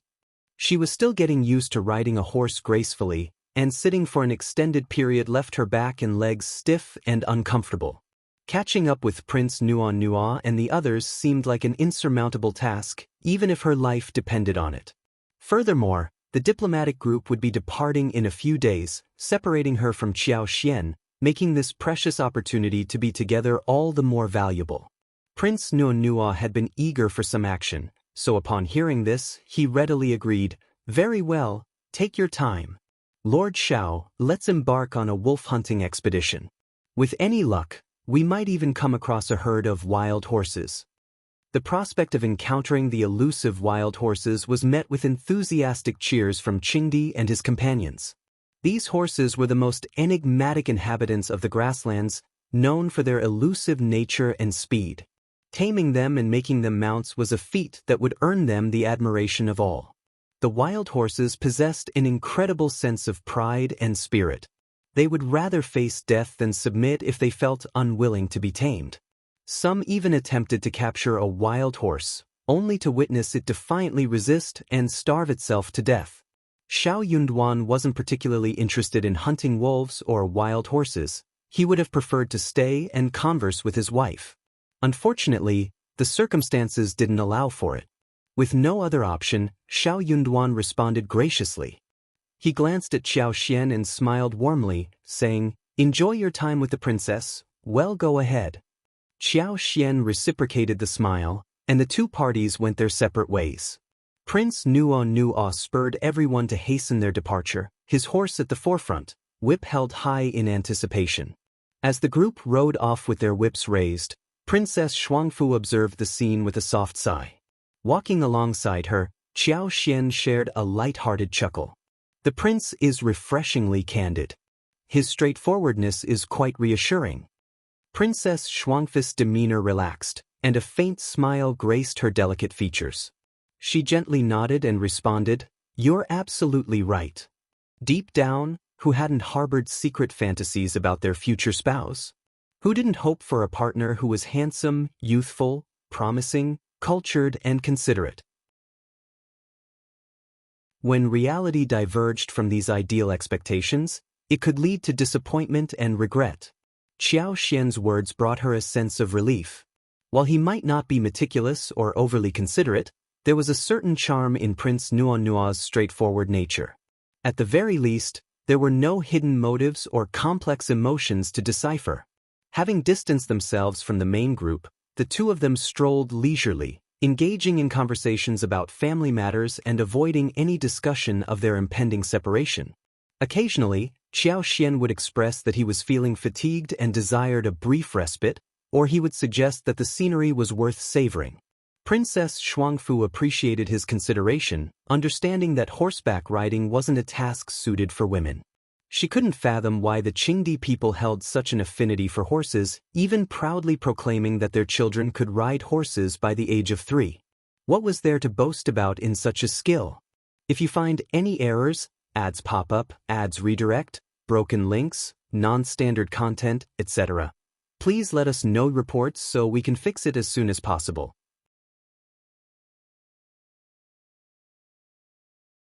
Chapter 1456. Leisureness. The discomfort and pain were almost unbearable. But unlike Bai Yun and the others, who could find excuses to avoid such hardships, she had no such luxury. She needed to embrace all of it with a cheerful disposition, as it was the only way to endear herself to the Qingdi people and ensure a more comfortable future. No matter how excruciating it became, she had to grit her teeth and persevere. As the emissary's wife, Qiao Xian held a special place of importance, with Prince Nuonua's high regard and the king's benevolence. Hence, her treatment under Madame Xiao was undoubtedly favorable. When she claimed to be fatigued and requested a break, both Qingdi and the servants, as well as the guards, had to comply. Even though everyone shared a laugh about how delicate the emissary's wife appeared, necessitating rest for a journey so brief, it seemed she fared worse than a Qingdi 3-year-old child.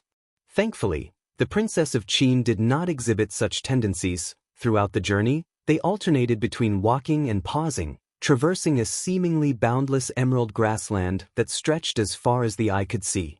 Occasionally, they passed vibrant expanses of wildflowers that bloomed extravagantly. Occasionally, eagles soared through the expansive blue sky, and now and then, they observed foxes, marmots, wild cats, grassland rats, wild rabbits, and other creatures darting amidst the grass. Low-flying birds added to the picturesque spectacle, creating a delightful tapestry of life on the lively grassland. Qiao Xian couldn't help but feel that rushing through such breathtaking landscapes was a missed opportunity. They should have taken the time to savor the scenery. Her only regret was the absence of her husband by her side, though she looked forward to their extended time together on the return journey. During their travels, they encountered a stunning lake. The azure waters of the lake were so captivating that it left them in awe. The lake's reeds swayed gracefully, and the melodic calls of waterbirds filled the air. The scene was perfectly picturesque, resembling a painting come to life. Qiao Xian and her companions, who had never witnessed such natural beauty, were left utterly mesmerized. The sun had climbed high in the sky, and noon was fast approaching. Qiao Xian and Princess Xuangfu decided that it would be a good idea to break for lunch and then continue their journey. Naturally, Princess Xuangfu readily agreed with a warm smile. As Qiao Xian gave the lunch order, the Qingdi group exchanged bewildered glances. What kind of delicate constitution was this? She seemed so pampered. She had rested 4 times already along the way, and now she was stopping for lunch before reaching their destination. Though they couldn't voice their concerns, they reluctantly concurred. However, Qiao Xian paid no heed to their reactions. She and Princess Xuangfu were savoring the lakeside scenery, indulging in conversation and laughter. The lake teemed with fish that seemed unafraid of humans. They swam in large, unhurried groups, tempting anyone to take a dip and catch them. Given that Qingdi didn't consume fish, Qiao Xian was content to watch from the bank. Her entourage swiftly got to work, digging holes, starting fires, and heating water with practiced efficiency. Some of the guards ventured out for a hunt, returning shortly with a few rabbits, marmots, and other small game, as well as some wild onions and leeks. Before long, the aroma of roasted meat filled the air. It was undeniable that they were skilled in these tasks, and the roasted meat was especially succulent and fragrant. Qiao Xian, utilizing her wood element abilities, identified an abundance of herbs in the vicinity, including ephedrine, windproof, sand ginseng, and licorice. It left her feeling intrigued. After enjoying the roasted meat, she expressed her desire to take a horse ride and explore the area. Without taking anyone with her, she cheerfully set off. Having left the capital, it was a rare opportunity to venture alone, as she was typically part of the main group. If you find any errors, ads pop up, ads redirect, broken links, non-standard content, etc., please let us know reports so we can fix it as soon as possible.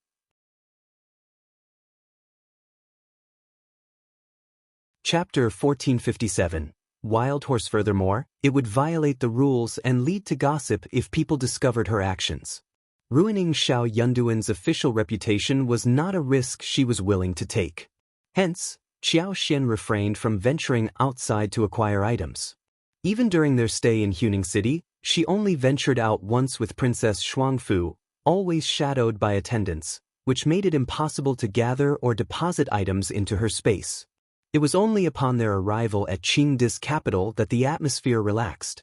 During their downtime, they went shopping with Xiao Yunduan and Lixia. They procured some valuable items and introduced them to the space. They even brought back some unique local fruit trees, distinct from Great Qin's apples and pears, such as peach branches, which they cultivated within the space. With her current free time, Qiao Xian rode directly to their destination. There, she collected and transferred her favorite herbs into the space. She wished she could find some mushrooms, as they typically appeared on the grassland after rain, but none were in sight at the moment. When she deemed it time to return, she mounted her horse and rode back. Soon after, the group continued its journey, taking breaks along the way. After about 2 hours, they finally rejoined the main group. Over at the main group, activity buzzed with excitement as everyone busily handled their catch. Tents were already erected in a suitable location, signaling that they'd be spending the night here. 3 days ago, Prince Nuo dispatched a team to set up traps to lure the wolves, and today's results were bountiful. They had managed to eliminate over 30 grassland wolves, in addition to capturing otters, hares, pheasants, and more. The night's feast promised the freshest game. What caught everyone's attention was the discovery of wild horse tracks. The group dispersed to encircle the herd slowly. At a signal, they galloped towards their chosen wild horses, throwing their lassos in a bid to capture them. The subsequent effort to tame these magnificent creatures was a display of intense enthusiasm and excitement that captured the imagination. In the end, after a spirited struggle, all the wild horses managed to break free and escape, leaving none successfully tamed. While the Qingdi people might have felt some disappointment, they didn't harbor significant regret. They understood that this outcome was entirely within the realm of expectations. After all, if wild horses were easily tamed, they wouldn't retain their status as wild horses. What no one noticed was that when the dust had settled and the wild horses had made their gallant departure, there was one person conspicuously absent from the entire hunting team, later, who returned, riding atop a majestic wild horse with gleaming black fur, resembling black satin. This sight left everyone in awe. The people from the Qin dynasty couldn't hide their pride and were beaming with satisfaction as they basked in the admiration and envy of the Qingdi people. From a distance, Prince Nuo and his companions gazed longingly at the magnificent black wild horse, which exuded an extraordinary presence with its agile form. They couldn't help but envy Aye's accomplishment. Despite its recent taming, the horse retained its proud disposition. Other than Aye, it paid no heed to anyone else. The Qingdi people were well aware of the wild horse's temperament and maintained a respectful distance. Additionally, no one contemplated asking Aye to buy or trade the horse. They understood that even if Aye were to agree, it wouldn't matter unless the horse itself consented. Taming a wild horse established an unbreakable bond of master and steed that transcended human willpower. If you find any errors, ads pop up, ads redirect, broken links, non-standard content, etc., please let us know reports so we can fix it as soon as possible.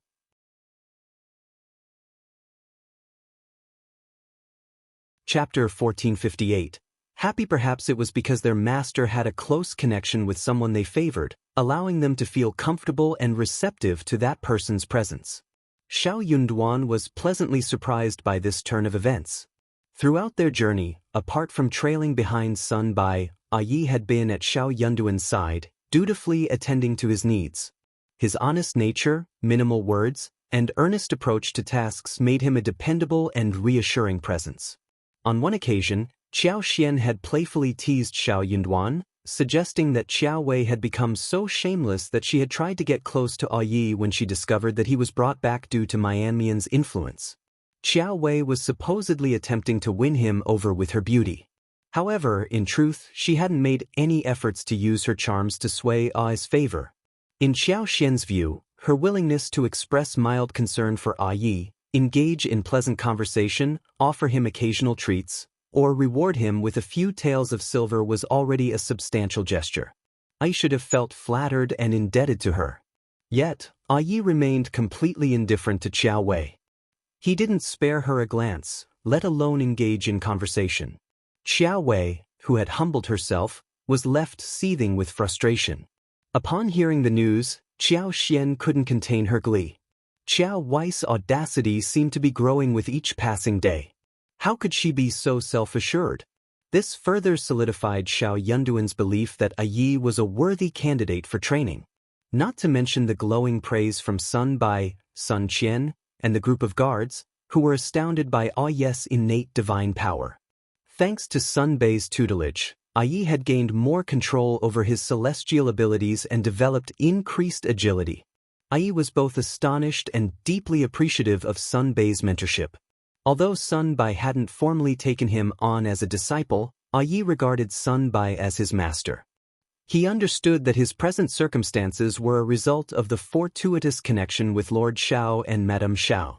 Their kindness had saved both him and Mian Mian, and his unwavering loyalty to them stemmed from the depths of his heart.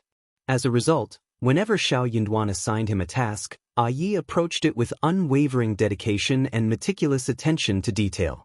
Xiao Yunduan's satisfaction with Yi continued to grow, and he couldn't help but marvel at his wife's excellent judgment. With a mere thought, she had brought two exceptional subordinates into their fold. No wonder Qiao Wei was consumed with envy and anger. As Yi found himself thrust into the spotlight, Xiao Yunduan reveled in the joy of his accomplishment. I had never been the recipient of such passionate attention and adulation, which left him feeling awkward and unsure of how to respond. Yi approached Xiao Yunduan with the black horse and said, "Lord, I'd like to offer this horse to you. Could you please give it a name?" Xiao Yunduan cast a fond gaze at the majestic black horse and chuckled. "You tamed it, so take good care of it. As for naming it, well, leave that to my wife. She always takes a keen interest in such matters." Yi blushed and nodded, a shy smile on his face. When Qiao Xian, Princess Shuangfu, and the others finally arrived, the atmosphere had calmed down. Upon hearing Xiao Yunduan's praise for Yi, Qiao Xian glanced at Mian Mian, who wore a bright smile. She remarked with a grin, "Yi possesses natural strength and has experience in the horse market, making him a fitting candidate for success. It's no surprise that he's been so fortunate. I've always known he's no ordinary individual. If you find any errors, ads pop up, ads redirect, broken links, non-standard content, etc., please let us know reports so we can fix it as soon as possible."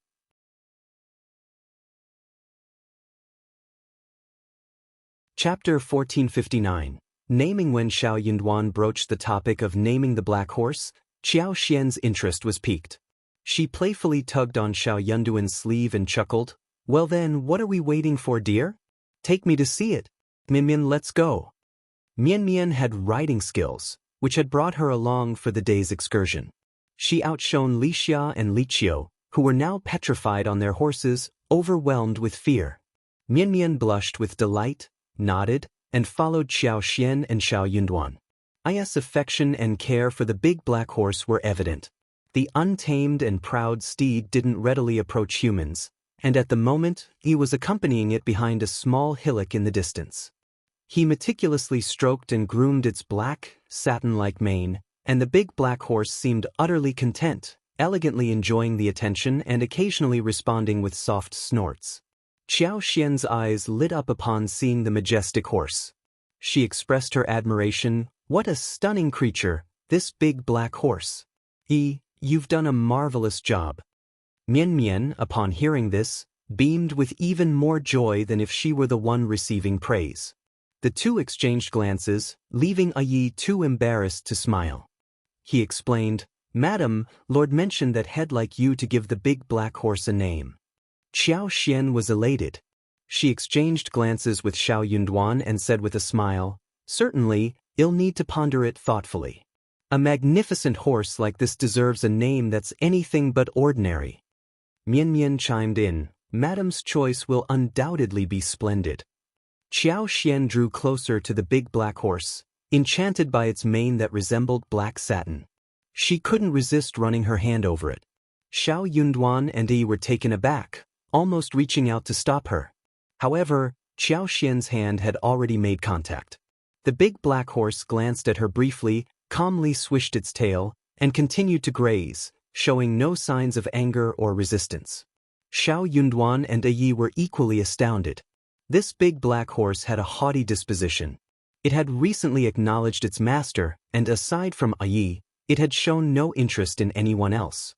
Even Prince Nuanua had nearly been kicked when he attempted to touch it. Xiao Yunduan hesitated to approach, fearing he might meet the same fate as others. However, to his astonishment, as soon as his wife stepped forward, she began to caress the horse. Qiao Xian was unaware of what had transpired, but the horse felt so delightful to the touch that she couldn't resist running her hand over its coat. Qiao Xian grinned. How obedient and endearing it is. Xiao Yunduan was at a loss for words, while Yi was equally surprised. As Qingdi's horses served as their sole mode of transportation, Qiao Xian habitually carried pine nuts in her purse. A few remained, and with her mounting delight, she took them out and offered them to the horse. The big black horse sniffed her palm and began eating without hesitation. It even swished its tail in delight and nuzzled its head against Xiao Xian, eliciting her laughter. She waved to Xiao Yunduan, calling, "Husband, come over." Why was he standing so far away? Wasn't the big black horse handsome and attractive? Xiao Xian wondered. Xiao Yunduan smiled and nodded as he drew closer. When the big black horse suddenly looked up at him, he paused in his steps. Yet, as the horse continued to eat pine nuts without paying him any mind, he silently breathed a sigh of relief and cautiously joined them. He didn't dare to reach out and touch the horse, instead standing by and observing. It was already a remarkable achievement for them to be in such close proximity. They were faring much better than Prince Nuanua. If you find any errors, ads pop up, ads redirect, broken links, non-standard content, etc., please let us know reports so we can fix it as soon as possible.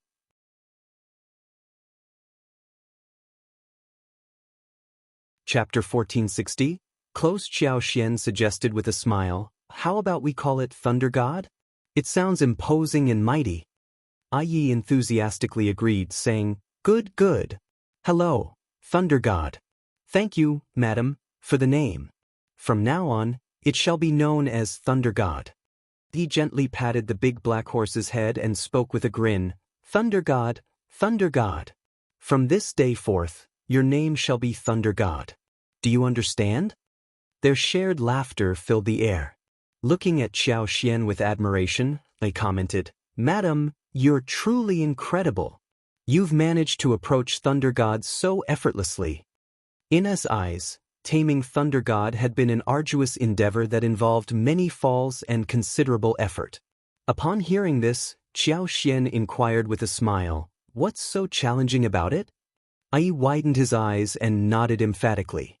Xiao Yunduan joined in with a smile, recounting Thunder God's haughty nature, which amused both Qiao Xian and Mian Mian. Qiao Xian gently caressed Thunder God's body, sharing an intimate smile as she remarked, "It signifies that Thunder God can discern people and his own kind. His spirit is truly remarkable. Come, Mian Mian, come and greet Thunder God as well." Yi happily waved at Mian Mian and signaled her to join them with a bright smile. Mian Mian blushed and shot him a glare.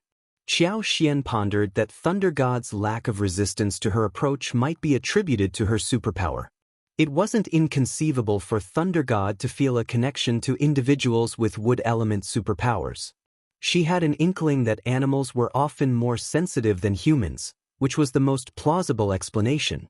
Qiao Xian couldn't help but wonder why Thunder God, who typically ignored everyone, hadn't resisted her.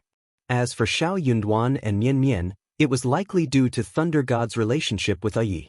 Thunder God was a highly intelligent horse, and since there were no outsiders present, it felt relaxed and open to negotiation. That evening, everyone camped for the night. They roasted meat and enjoyed wine, creating a lively atmosphere. The grassland was cold at night, so even though she sat by the fire, Qiao Xian wrapped herself in a thin cotton cloak. The night sky was adorned with beautiful stars, resembling a sky filled with sparkling gems. It was so dazzling that it felt like stepping into a wondrous fairyland of stars. Xiao Yunduan managed the group and exchanged a glance with Qiao Xian. He then led her away from the hubbub to a quiet place for a stroll. Xiao Yunduan had a slight fear of Prince Nuonu. Prince Nuonu was an incredible drinker, and Xiao Yunduan knew that if he didn't avoid the situation, he'd likely end up being coerced into another drinking contest. Additionally, in the company of his wife, amid the enchanting starlit night, it was far more appealing to be with her. The following morning, the group enjoyed a hearty breakfast and headed back to the capital. They took their time and didn't split up, as Qiao Xian needed to rest. She paused for breaks 3 times on the return journey, and they didn't reach the capital until late afternoon. That evening, Princess Shuangfu and Prince Nuonua extended an invitation to Qiao Xian and Xiao Yunduan for dinner. The diplomatic mission would depart for Great Qin the day after next. If you find any errors, ads pop up, ads redirect, broken links, non-standard content, etc., please let us know reports so we can fix it as soon as possible.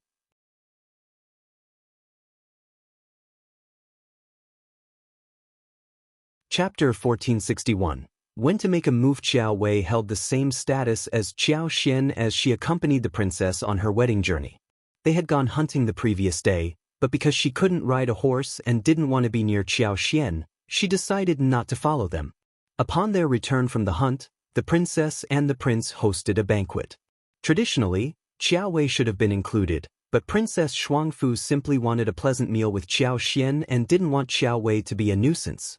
Prince Nuonua instructed Auntie Si to bring 2 dishes as a reward for Qiao Wei. He claimed to understand that she wasn't feeling well and hadn't summoned her. He suggested that she eat well, rest properly, and prepare for the journey on the day after next.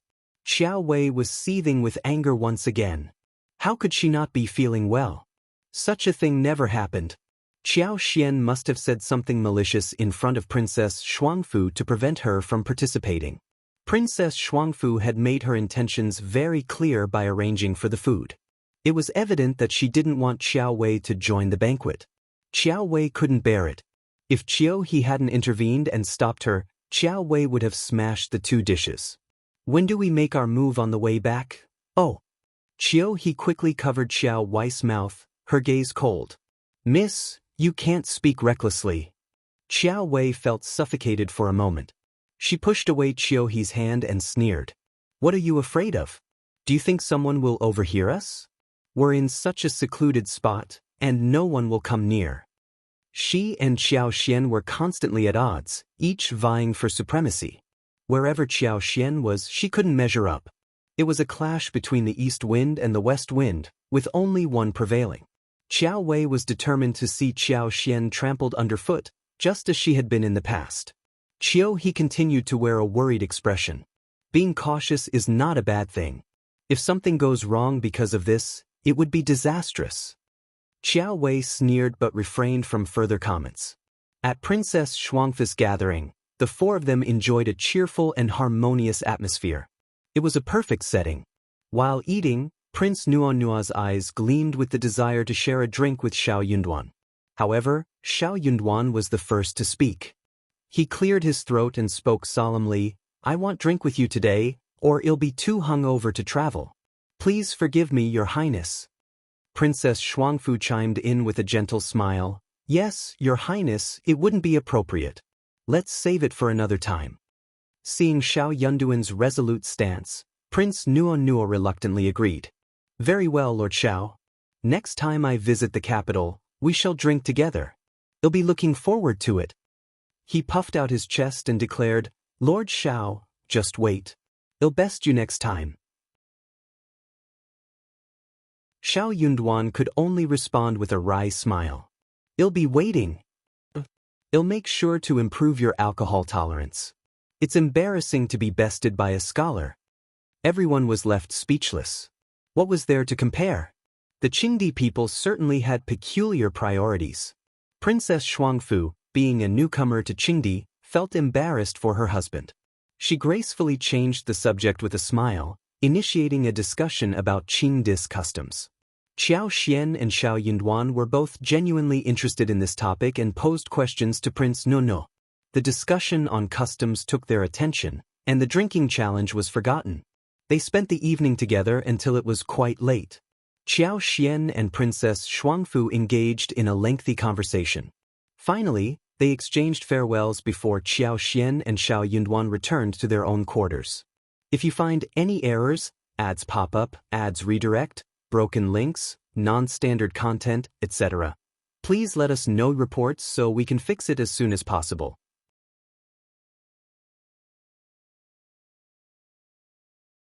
Chapter 1462. Return. Xiao Xian felt a sense of melancholy wash over her. Xiao Yunduan tenderly embraced her and gently patted her back to offer comfort. Princess Shuangfu is already doing quite well. Perhaps leaving the palace is a blessing in disguise for someone as unloved as her. Xiao Xian began to feel a glimmer of relief and managed to force a smile. You might be right. Prince Nuno seems to treat her well, but she's come to a distant land for marriage. We can't be certain when we'll meet again, so she will undoubtedly feel a bit sad. Xiao Yunduan replied, perhaps only for a while. Xiao Xian burst into laughter, a warmth spreading through her heart. The following day, as everyone prepared for their departure, Xiao Xian, Xiao Wei, and the others went to bid farewell to Princess Shuangfu. Since they had already conveyed their goodbyes the previous day, they didn't avoid Xiao Wei today. Yet, Xiao Wei couldn't hide her dissatisfaction. Despite the knowledge that she and Xiao Xian were not on good terms and that Xiao Xian was the favored wife of Lord Xiao, the crown prince's favorite, while she was just the daughter of the county magistrate, she still couldn't help feeling envious. If she had to choose between the two, Princess Shuangfu would undoubtedly favor Xiao Xian. This feeling of being powerless and easily bullied weighed heavily on her. Xiao Wei's irritation was palpable, and she cast hostile glances at Xiao Xian from time to time. Xiao Xian, however, wasn't in the mood to engage with her. Xiao Wei, feeling ignored, grew even more infuriated. Princess Shuangfu, unable to bear the tension, decided to escort her away. Xiao Wei nearly lost her temper, but she didn't dare to yet. Xiao Xian had her share of blame in this situation, and she longed to return home to make Xiao Xian and Xiao Yunduan taste the bitterness of her wrath. That night, Qingdi organized a grand bonfire party to bid them farewell. Knowing they had an early departure the next morning, Xiao Yunduan kept the festivities subdued. The following morning, Prince Nuo led his men in escorting everyone out of the capital. Princess Shuangfu did not make another appearance. After bidding their farewells just outside the city, the group officially embarked on their journey. Xiao Xian gazed up at the clear blue sky, the wind and sun on her face. She sighed and silently bestowed her blessings upon Princess Shuangfu. The path homeward held a promise of joy. As they began their journey, the initial sadness of parting dissipated, and excitement filled their hearts. It's finally time to head home. That's right. I've missed home so much. I've even dreamt about Beijing a few times. Me too. We can pick up the pace on the way back and aim to reach home as quickly as possible. Yes. The group was in high spirits, covering nearly 200 miles before setting up camp for the night. During the evening, Xiao Yunduan gathered Sun Bai, Sun Qian, Yi, Mian Mian, and Li Xia alongside Xiao Xian. He spoke with a serious tone. With Princess and Prince Nuo no longer with us, I have my suspicions. I believe there may be some ill-intentioned individuals within our group. Besides all of you, I'm not certain whom I can trust. In such an environment, any mischief could lead to catastrophe. Please remain vigilant and attentive. If you notice anything amiss, report it immediately. There can be no delays. If you find any errors, ads pop up, ads redirect, broken links, non-standard content, etc., please let us know reports so we can fix it as soon as possible.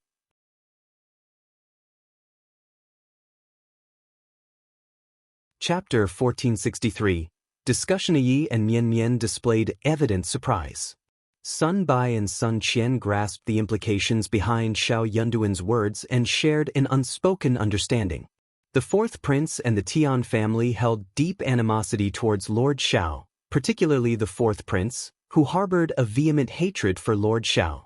The Tian family also bore a profound grudge against Madame Xiao. While it wasn't a propitious time to settle scores with Lord Xiao in the intermediary capital, this moment presented a unique opportunity. Any mishap involving Lord Xiao would be something they couldn't easily explain or justify. Moreover, Sun Bai and Sun Qian were fiercely loyal to the crown prince. They recognized that any harm befalling Lord Xiao would be akin to severing one of the crown prince's limbs, which was simply unacceptable. Furthermore, they had accompanied Xiao Yunduan on numerous occasions, deepening their respect and admiration for him. Their camaraderie and trust were substantial, and they were loath to witness any harm come to him. Rest assured, Your Excellency. I'll exercise utmost caution. The individuals I brought from the East Palace are all reliable. I'll instruct them to maintain diligent patrols and shift rotations during the night. I'll make certain not to overlook anything. Xiao Yunduan nodded. However, don't divulge all the details to them. Understood. Xiao Yunduan turned his attention to Yi. Yi, you shall be in the service of Madame from now on. Take good care of her. Xiao Xian interjected, let us stay with you. As long as you are safe, I won't face any danger. Xiao Yunduan chuckled. I'm concerned. Sun Qian added, Madam, I will accompany you. You needn't worry. Yi possesses extraordinary strength and has mastered his skills well. With him guarding you, you can rest assured. Xiao Xian contemplated for a moment. She had Li Xia, Li Qiao, and Mian Mian with her, which would allow her to look after them. As for herself, there was genuinely no reason for concern. In the unlikely event that something did occur, she would rather have no one by her side. Walking through this vast grassland, they were like pre-prepared ropes. If one needed to tie up a dumpling, a group could tie up a bunch of dumplings. There was no pressure at all. After their discussion, the group dispersed. Turning to Xiao Yunduan, Xiao Xian reassured him, Don't worry, dear husband. We'll have a safe journey. I've consulted with a fortune teller, and the master assured us that we are both blessed individuals. This journey won't bring us harm. Xiao Yunduan burst into laughter and refrained from arguing with her, simply nodding. My wife is absolutely correct. You can rest easy. As long as I'm with you, I'll protect you. He squinted as if he were about to say something else, but then he decided against it. However, he later sought out Yi in private and instructed him earnestly, if a genuine threat arises, remember not to hesitate. Take Madame and Mian Mian and escape using the Thunder God. Run as far as you can. Then find a way back to Huning City, understand? Yi hesitated briefly. But, sir, just follow my orders. Don't concern yourself with anything else. Understood, officer. Xiao Yunduan may not have cared much for Mian Mian, but he understood that Yi wouldn't leave her behind, so he instructed him to take her along. When it came down to a critical moment, they couldn't afford to worry about anything else. Luck would be their greatest ally. On a separate note, Xiao Xian also approached Yi privately. In case of any emergency, take Mian Mian to Lord Xiao and use the Thunder God to escape. You can inquire and find your way back to Huning City. With the Thunder God, you won't have to fear anyone catching up with you. Yi was dumbfounded and did not come back to his senses for a long time. If you find any errors, ads pop up, ads redirect, broken links, non-standard content, etc., please let us know reports so we can fix it as soon as possible.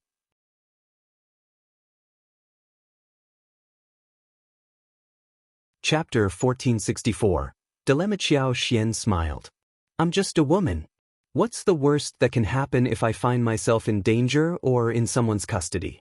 As long as Lord Xiao is by my side, nobody would dare harm me. But if anything were to happen to him, that would be the real problem. More importantly, she held great confidence in her own abilities. Whoever dared to capture her would find themselves regretting their choice. Her primary focus was on safeguarding Li Xia and Li Qiao. That was the most she could do. Xiao Yunduan found her reasoning sound and hesitated for a moment, scratching his head. Well, all right, madam. Yi pondered the situation and was unsure how to proceed. Therefore, he sought Mian Mian's advice. Upon hearing his dilemma, Mian Mian couldn't help but sigh. saying enviously, "The bond between Lord and Madam is truly exceptional." Yi was perplexed. He had come to her for guidance, so why was she making these remarks out of the blue? "So, what should I do then?" Yi scratched his head. Mian glanced at the thunder god, torn. "Why don't you take Madam and Lord with you?" There was no doubt about the speed and allure of the thunder god. No one questioned its ability to make a swift getaway. If the thunder god couldn't escape, there was no need to contemplate whether it could escape or not. Yi wore a bitter smile. "I wish to do that too, but am concerned that the thunder god can't accommodate 4 people. Oh, I mean the 3 of you can depart and I'll stay. I need to assist Lord Sun and the others."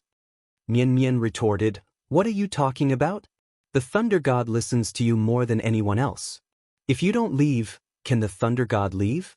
Take Madam and Lord with you, and I'll figure out a hiding place for myself." "No way." "Why not? At most, you can return and find me later. I'm just a young girl. Who would even notice me?" "No, I care." Mian blushed and glared at him, feeling a bit shy. "Regardless, I don't want to hear any excuses.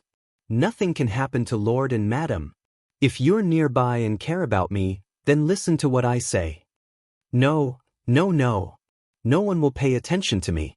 No one will care if I hide. I won't be in any danger. Do you think I'm so foolish that I can't even hide?" "No, but it's a deal." "No buts."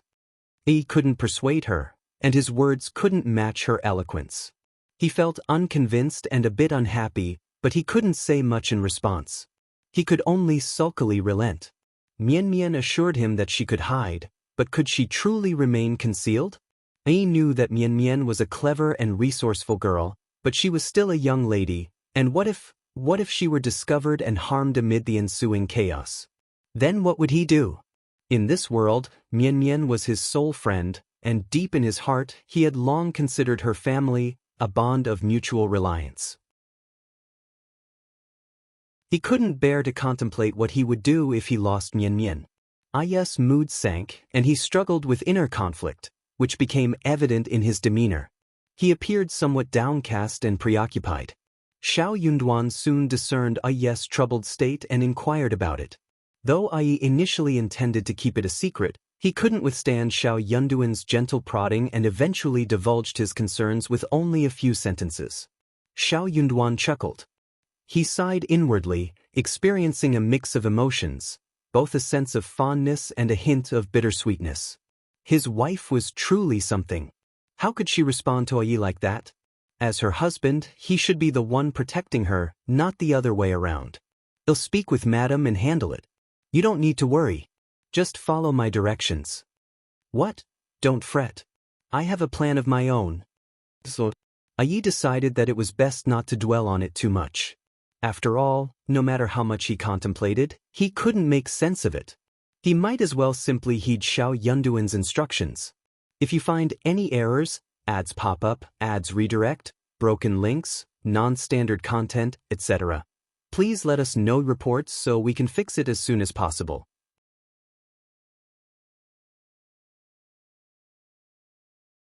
Chapter 1465. Deliberately causing trouble in the blink of an eye, more than 10 days had swiftly passed. Over the past 10 days, Xiao Yunduan, Xiao Xian, Sun Bai, and Sun Qian remained vigilant, yet they could not detect anything amiss. However, Xiao Yunduan's occasional reminders ensured that nobody let their guard down. Xiao Xian, in particular, frequently employed her extraordinary abilities to survey their surroundings. She did so before their morning departures, during the midday breaks, while setting up camp in the evening, in the dead of night, and during the early morning hours. Yet, her scrutiny revealed nothing out of the ordinary. The vegetation had thrived and teemed with vitality during this time. It was when her superpower was at its peak, pulsating with energy. The expansion of the farmland within her space, which had been stagnant during the winter, was now progressing rapidly. Their total land had increased to about 3,000 mus, and by winter, it was estimated to reach 4,000 mus. 4,000 mus of land provided an ample canvas for cultivation. With the reduced maturation period and significantly enhanced yields, the results were nothing short of astonishing. Xian harbored no doubt that Qiao Wei and Qiao He, who didn't resemble mere maids, had joined the wedding party with more than simple well-wishing intentions. Qiao Wei's deep-seated resentment toward her made it clear that vengeance was the driving force behind her presence. Each encounter with her stoked this enmity, making every moment unbearable.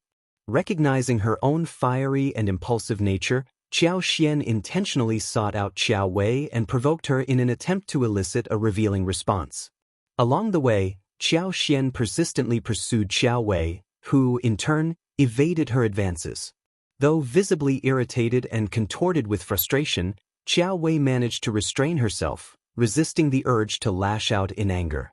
Xian couldn't shake the feeling that something was amiss. Around noon, Xian spotted Qiao Wei and Qiao He near a nearby stream, where they were washing their hands and refreshing their faces. With a smile on her face, Xian rounded the corner, accompanied by Leisureness, Qiao, and Nian. Gently pushing Qiao Wei, Xian took her by surprise. Startled, Qiao Wei let out a scream and lurched forward. Although Qiao He managed to pull her back in time, she still ended up stepping into the shallow water, soaking half of her intricately embroidered shoe. The corner of her skirt also got wet. Xian, what do you think you're doing? Qiao Wei's anger flared. Xian responded with a calm smile. My apologies, my hand slipped. Huh? You did that on purpose? No, Xian replied with a helpless smile. If I had done it intentionally, I wouldn't have used such little force to push you into the river. Why would I do that? You. Qiao Wei gritted her teeth, convinced that Xian was deliberately taunting her. But it was too embarrassing to voice her suspicion, so she kept silent. What's the matter with you? Xian gave her a disdainful look, as if she couldn't be bothered by Qiao Wei's inner turmoil. She taunted, You have a twisted mind, thinking everyone is as devious and suspicious as you are. Heh, this is your specialty. Qiao Wei's face darkened, and her breathing quickened. You're just a pretender, aren't you? Xian sneered. A two-faced hypocrite. Gritting her teeth, Qiao Wei warned, Just you wait. You, miss, let me assist you in returning to change your shoes, Qiao He offered, firmly grasping Qiao Wei's arm. If you find any errors, ads pop up, ads redirect, broken links, non-standard content, etc. Please let us know reports so we can fix it as soon as possible.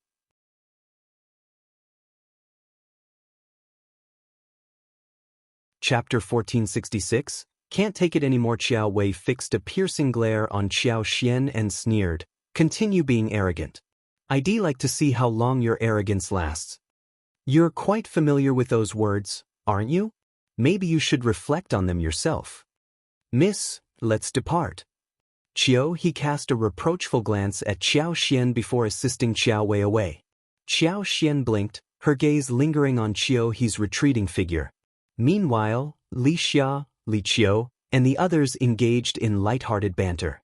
Xian smiled and remarked, I'll go wash my hands. Enjoy your rest. The three of them agreed and took their leave. Xian activated her powers to eavesdrop on the conversation between Qiao Wei and Qiao He. This woman is intentionally tormenting me. She's singling me out on purpose. I can't endure it any longer. Tell me, when are we going to strike? How have you been in contact with them? Miss, please be cautious. The walls have ears. Shut up. I can't stand these baseless excuses any longer. Don't underestimate me. Let me remind you, if you provoke me further, don't blame me for breaking our association. Remember that you're nothing more than my servant now. Anger flashed across Qiao He's face, but she suppressed it. Having witnessed Xian's relentless bullying and humiliation of Qiao Wei in recent days, Qiao He couldn't help but sympathize with her. Madame Xiao had crossed the line. Her scolding knew no bounds. She was cunning and hit her targets precisely. It was unbearable for anyone to endure. However, Qiao Wei was a sharp-tongued woman with a fiery temper. She had a knack for hurling harsh words and stomping her feet in frustration. If Qiao He hadn't offered comfort behind her back, she might have exploded. But even then it was hard to watch. Seeing Qiao He's continued silence, Qiao Wei grew even more furious. She pounded the carriage seat and demanded, "Speak up already!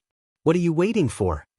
He felt irritated, but she understood that Qiao Wei wouldn't relent until she received some answers.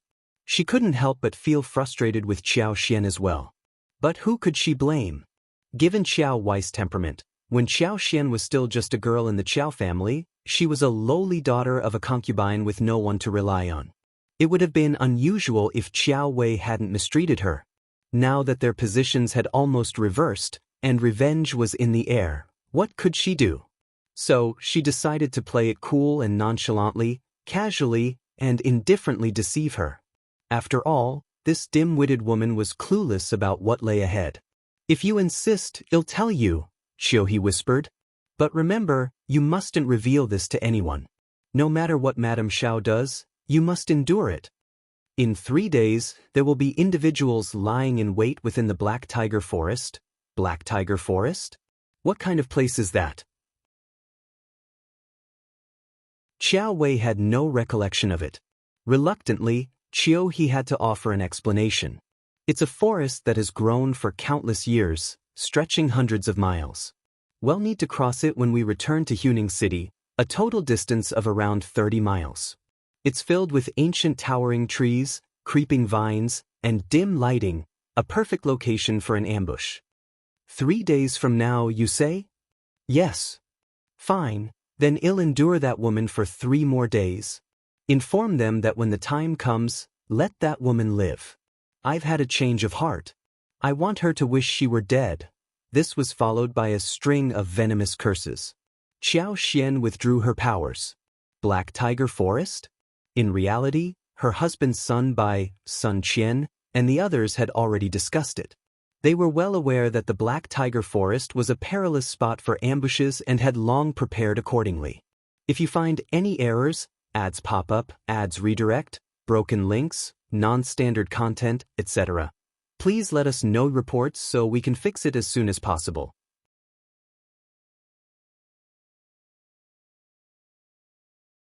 Chapter 1467.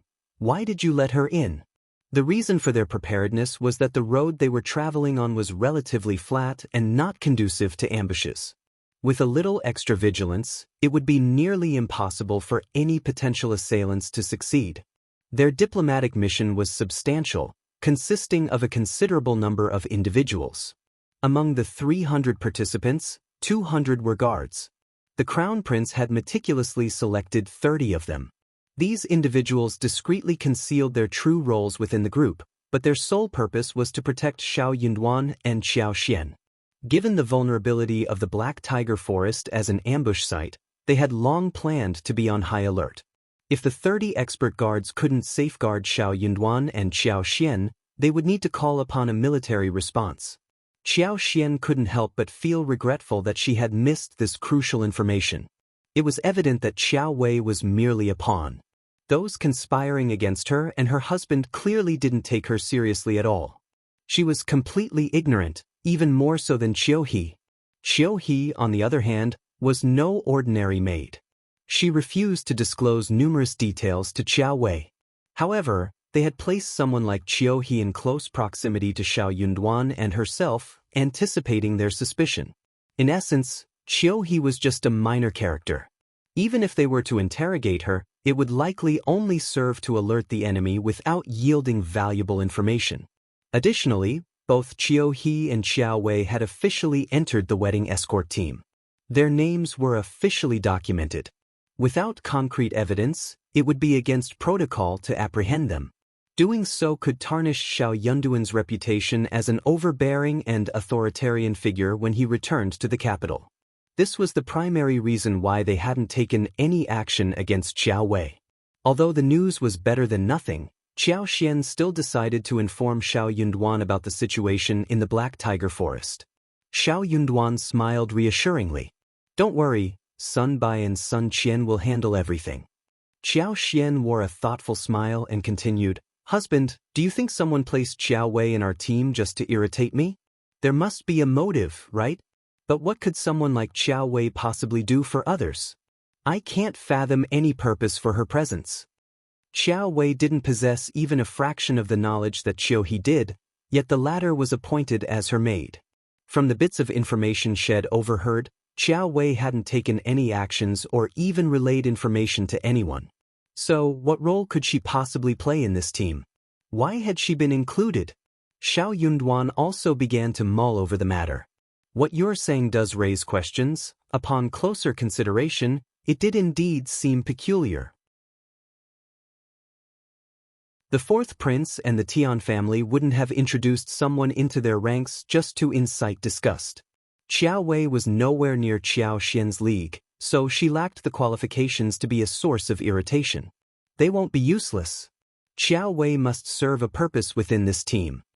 The two of them engaged in a thorough discussion but couldn't arrive at any definitive conclusions. They exchanged knowing smiles before Xiao Yunduan spoke again. "Let it go," he suggested. "Take your time to think it through. I have personnel monitoring them. Whatever their intentions, they will be exposed eventually. Let's rest for now." Unable to devise a better plan, Qiao Xian nodded and relinquished her thoughts. She embraced Xiao Yunduan and drifted off to sleep. In the distance, a dense forest emerged. If you find any errors, ads pop up, ads redirect, broken links, non-standard content, etc., please let us know reports so we can fix it as soon as possible.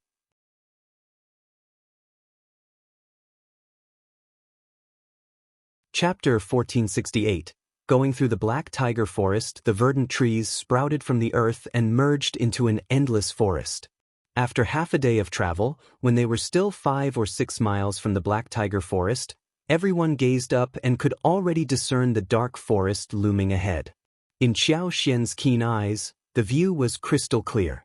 The massive ancient tree stood incomparably tall and was as black as a mountain, exuding an intensely ominous aura. The ambient temperature appeared to have instinctively dropped by a few degrees. This was the Black Tiger Forest, the sole route back to the Great Qin Empire. To traverse it, one needed to cross dozens of kilometers. Although it was only 3 o'clock in the afternoon, no instructions were necessary.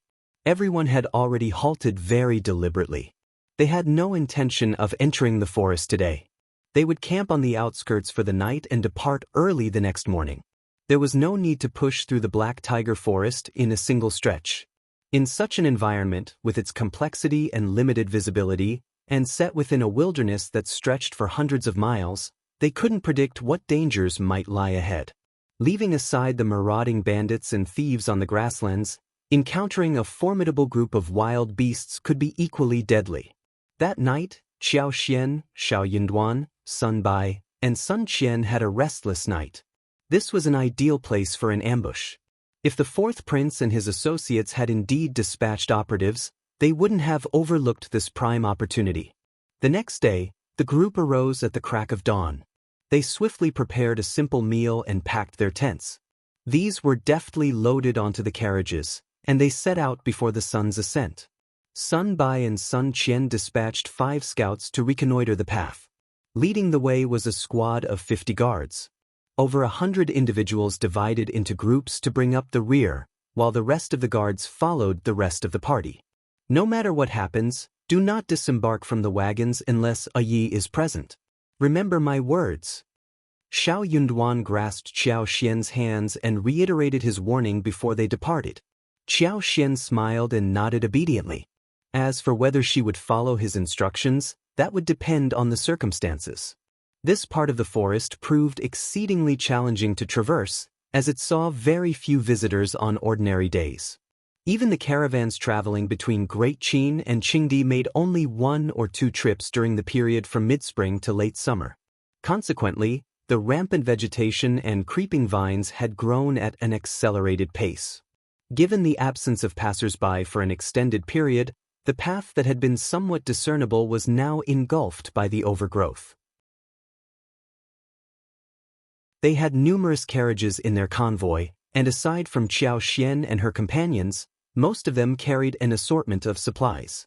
Moreover, their journey to Qingdi wasn't a simple one. They needed to bring along some local specialties, particularly precious herbs, gemstones, jades, furs, felt carpets, and more. Some of these items had been purchased, while others were gifts from Qingdi to the emperor and tokens for Xiao Yunduan. This explained the presence of 60 carriages in the group. Xiao Yunduan had issued strict instructions, specifying that each person was only allowed to purchase a limited number of items. Otherwise, it was conceivable that the number of carriages would double. After all, the various gemstones like rubies, sapphires, tourmaline, malachite, jade, turquoise, cat's eye jewelry, lapis lazuli, and others were exceptionally affordable in Qingdi. The leather goods were even more reasonably priced. Once these items were transported back to the capital, their value would increase by at least 5 to 10 times. Even Qiao Xian had acquired a considerable number of gemstones, discreetly storing them in her spatial pocket. She had even procured several high-quality diamonds. If you find any errors, ads pop up, ads redirect, broken links, non-standard content, etc., please let us know reports so we can fix it as soon as possible.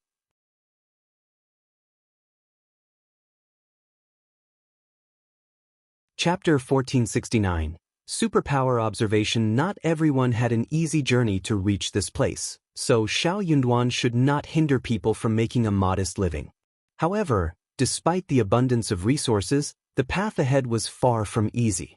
In many areas, they had to clear a path with machetes, slowing down their progress considerably.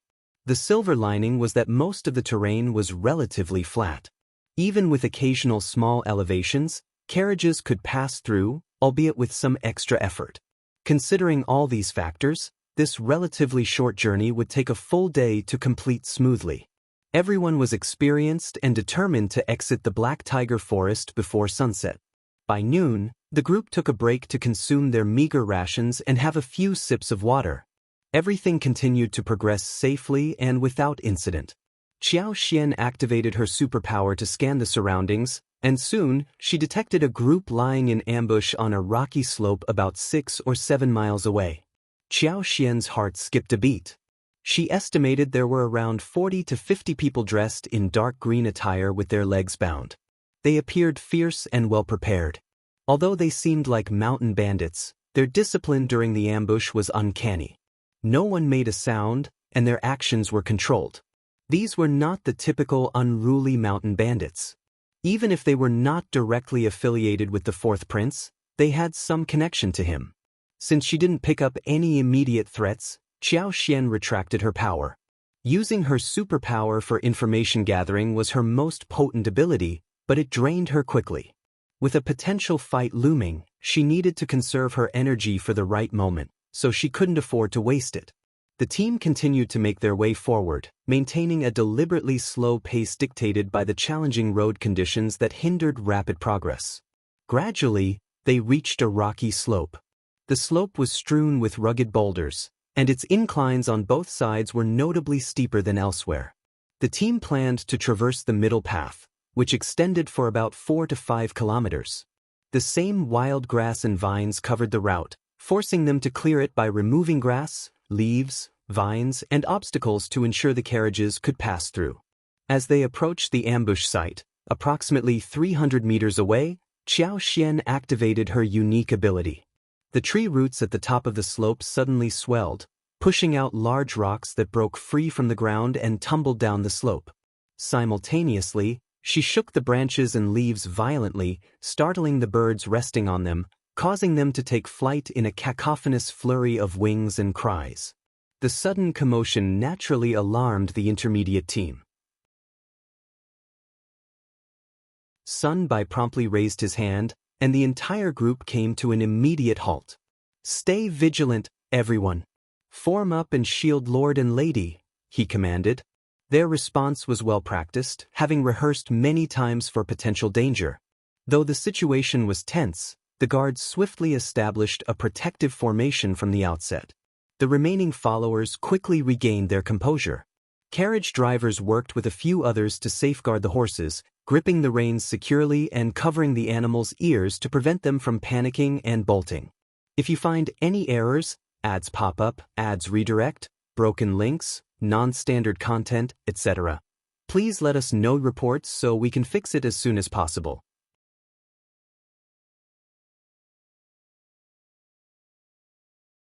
Chapter 1470. This unlucky, the rest of the group swiftly huddled together, using the carriages as cover. The guards unsheathed their weapons, forming a disciplined defensive formation. The ambushers, dozens in number, cursed their ill luck. What kind of fortune was this? A successful ambush should have capitalized on catching their prey unawares. But now, due to this series of movements and commotions, even if the other party hadn't detected them, they must be on high alert, rendering the element of surprise obsolete. Attack! One can only imagine the shock and frustration coursing through the leader's veins. With a resounding battle cry, he brandished his gleaming machete and led the charge. The others, similarly aggrieved and incensed, joined the chorus of war cries, drawing their weapons and charging forward. Charge! Take them down! Engage! Xianxia once again activated her superpower, causing a few of the attackers to stumble carelessly, tripping over stones or vines in their rush, letting out cries as they tumbled forward. Some fared even worse, colliding with rocks, nearly shattering their knees, tears streaming from the pain. Onlookers, the brothers included, halted in their tracks, bewildered by the scene that unfolded. Wasn't this a bit too clumsy? How could they be so careless? It seemed like an ill omen. The assailants grew even more impatient and enraged. As they charged forth, impatience colored their approach. When Sun Bai, Sun Qian, and their comrades witnessed this formidable horde charging like a pack of wolves and tigers, bellowing and eager for combat, they remained resolute, though not particularly surprised. As they navigated the Black Tiger Forest, their senses remained keen, anticipating that something might occur within its shadowy depths. Now, with the impending threat finally manifesting, they were not only shocked but also felt a sense of readiness. Upon witnessing the charging adversaries, Sun Bei's lips curled into a cold smile, and he bellowed, "Prepare to engage." Leading the guards, he lunged forward to confront their opponents. Xiao Yunduan and Xiaoxian occupied separate carriages, necessitating that Sun Bai and the others relay information to him, rendering Xiaoxian's presence potentially inconvenient. Xiao Yunduan disembarked from the wagon and approached Xiaoxian's carriage. "My love, fear not. The assailants are not numerous. I believe Sun Bai, Sun Qian, and their team can handle them." Zhe, without engaging the enemy directly, stood guard at Xiaoxian's carriage alongside 7 or 8 other guards, keenly observing the unfolding battle. Xiaoxian, struggling to complete her task due to her dwindling energy, displayed a pale countenance when Xiao Yunduan approached. Misinterpreting her demeanor as fear, he sought to console her. Observing the battle and noticing Sun Bai, Sun Qian, and their comrades effectively holding their ground, Xiaoxian withdrew her power, mustering a forced smile in Xiao Yunduan's embrace. "I'm not frightened. I trust Guard Sunday. Please don't worry, my dear." Xiao Yunduan whispered, "I'm here for you." Xiaoxian smiled, gradually regaining her composure. The skirmish continued for about half an hour. Evidently, the assailants were aware of Xiao Yunduan's location and attempted to approach the carriage, but were thwarted by the staunch resistance from Sun Qian and his team. Observing that while the guards grew bolder in their defense, they also incurred significant casualties, the leader sounded a whistle. In the blink of an eye, the assailants dispersed, vanishing from the scene. If you find any errors, ads pop up, ads redirect, broken links, non-standard content, etc., please let us know reports so we can fix it as soon as possible.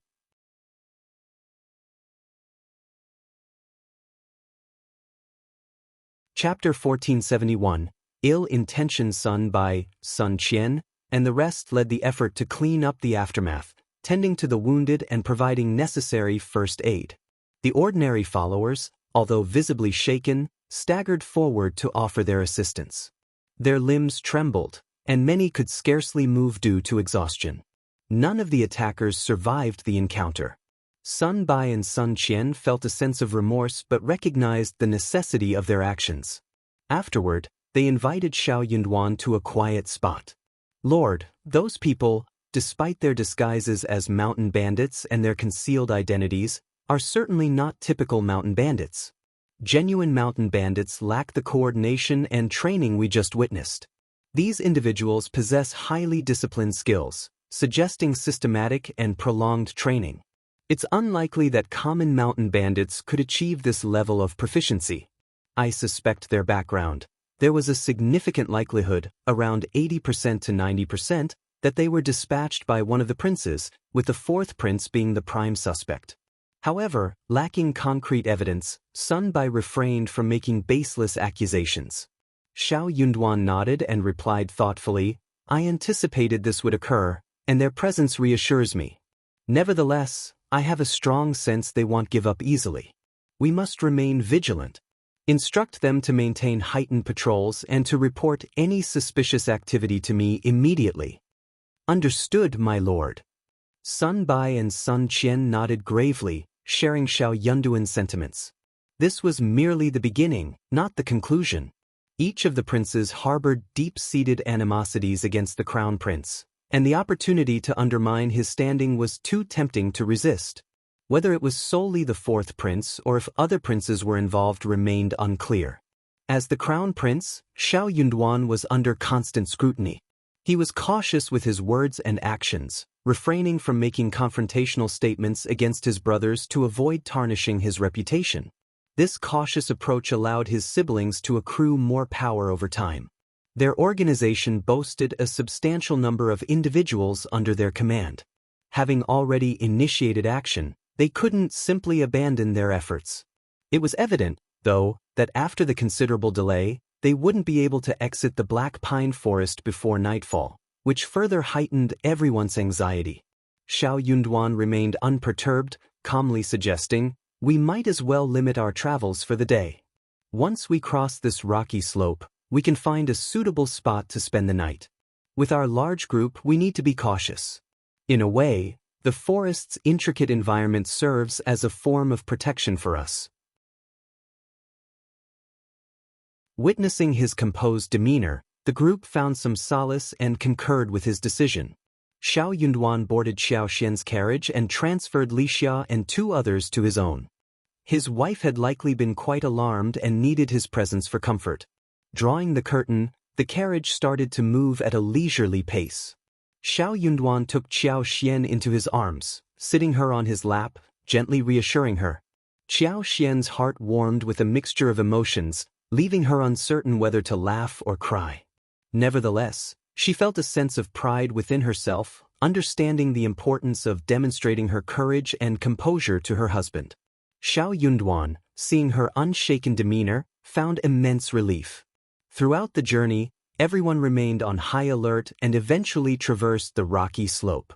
After covering less than 3 miles, they halted and set up camp. If you find any errors, ads pop up, ads redirect, broken links, non-standard content, etc., please let us know reports so we can fix it as soon as possible.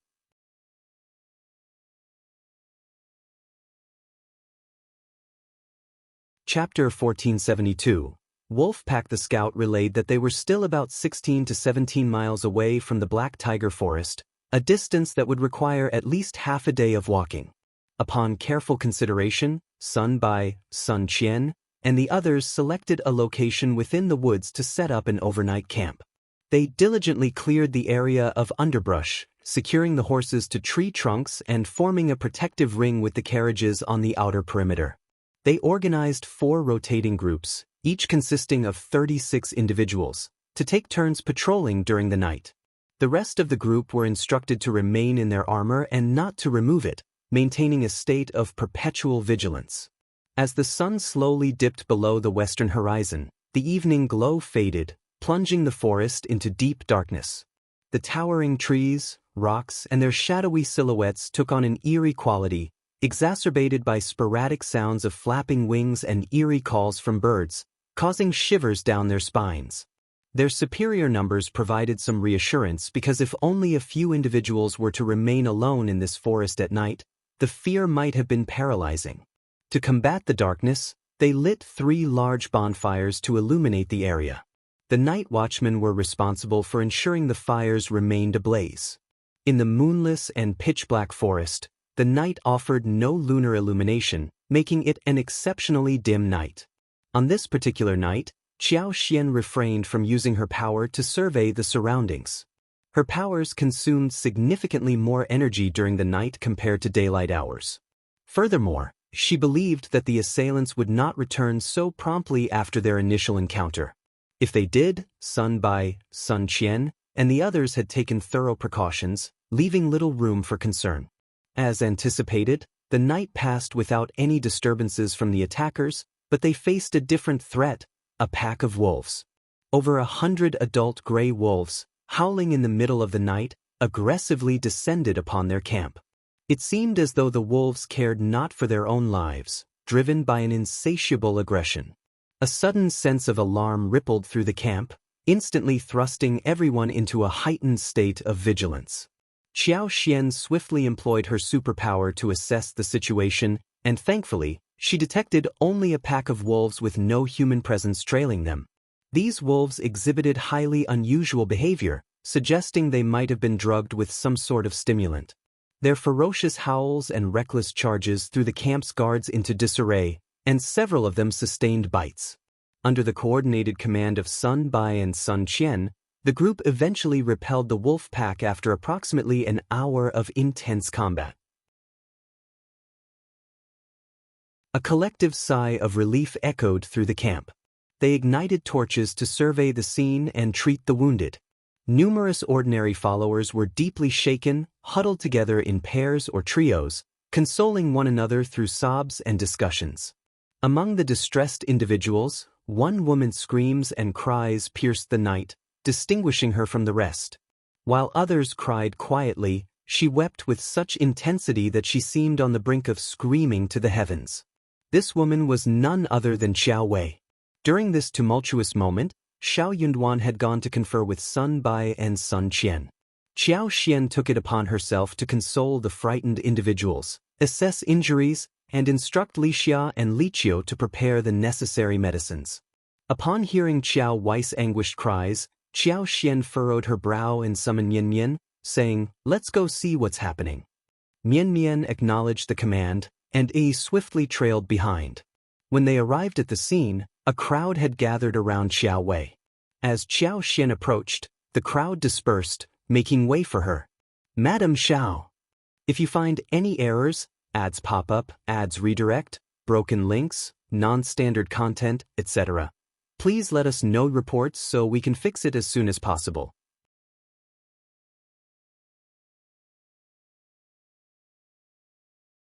Chapter 1473. Qiao Wei injured. Xiao Xian nodded and directed her gaze towards Qiao Wei, who clutched her injured calf. "What happened?" Qiao Wei shot her an angry glare and retorted icily, "Can't you see for yourself? I'm injured." Xiao Xian gave an incredulous glance to those present. "You may leave now, lend your assistance wherever necessary, and retire to rest once you're finished. We still have a morning journey ahead of us."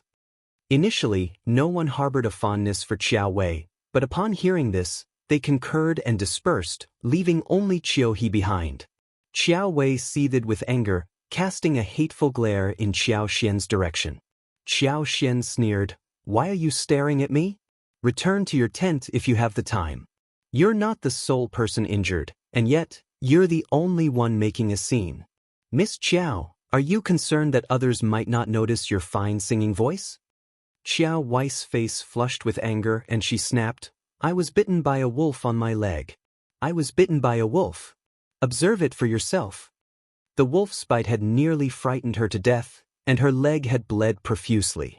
At the time, she believed she might face death or be left with a permanent injury. Fortunately, the two guards managed to eliminate the wolf in time. Despite this, the wound on her leg remained substantial, causing excruciating pain that left her incapable of withholding her cries. Xiao Xian was taken aback and shifted her gaze to Qiao Wei's leg.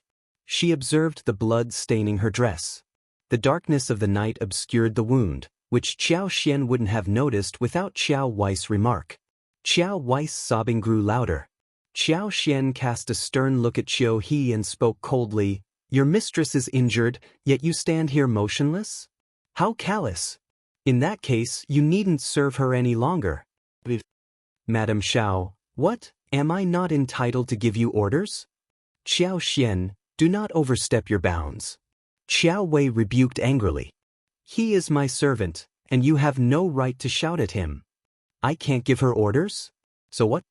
Xian scoffed and turned to Yi. Take her away and teach her a lesson. Yes, madam. Yi, who consistently followed Xian and Xiao Yunduan's directives, promptly led Qiao away. Miss. Enough. Xian delivered a resounding slap to Qiao face, her voice sharp. What's the matter? Can I issue commands to you? You're nothing more than a servant. From where did you acquire such impertinence? How dare you look down on me? By what right? Do you think I will tolerate it? Qiao, covering her stinging cheek, felt an overwhelming mix of humiliation and anger. She lowered her head and refrained from making any further noise. With no alternative, she bowed her head because she served Qiao Wei. Xian was prepared to scold her and even strike her, leaving her with no room to resist. Qiao Wei stood in stunned silence, quivering with rage. Were it not for her excruciating leg pain rendering her immobile, she would have risen to confront Xian in a brawl. No one treated others in such a degrading manner. What's the meaning of this? In merely providing your insubordinate servant with a lesson, Xian jeered. There's no need to thank me. Escort her away. Yes, let's go. This time, Qiao didn't dare to resist and cast a desperate plea towards Qiao Wei. However, Qiao Wei merely fixed a glare on Xian and chose not to utter a word. She was well aware that Xian had no intention of giving her any face. Would saying anything change Xian's mind? Xian was merely seizing an opportunity to ridicule her. Why should she demean herself? Why hadn't this wretched woman been eliminated during the daytime assassination? The attackers were completely inept. If you find any errors, ads pop up, ads redirect, broken links, non-standard content, etc., please let us know reports so we can fix it as soon as possible.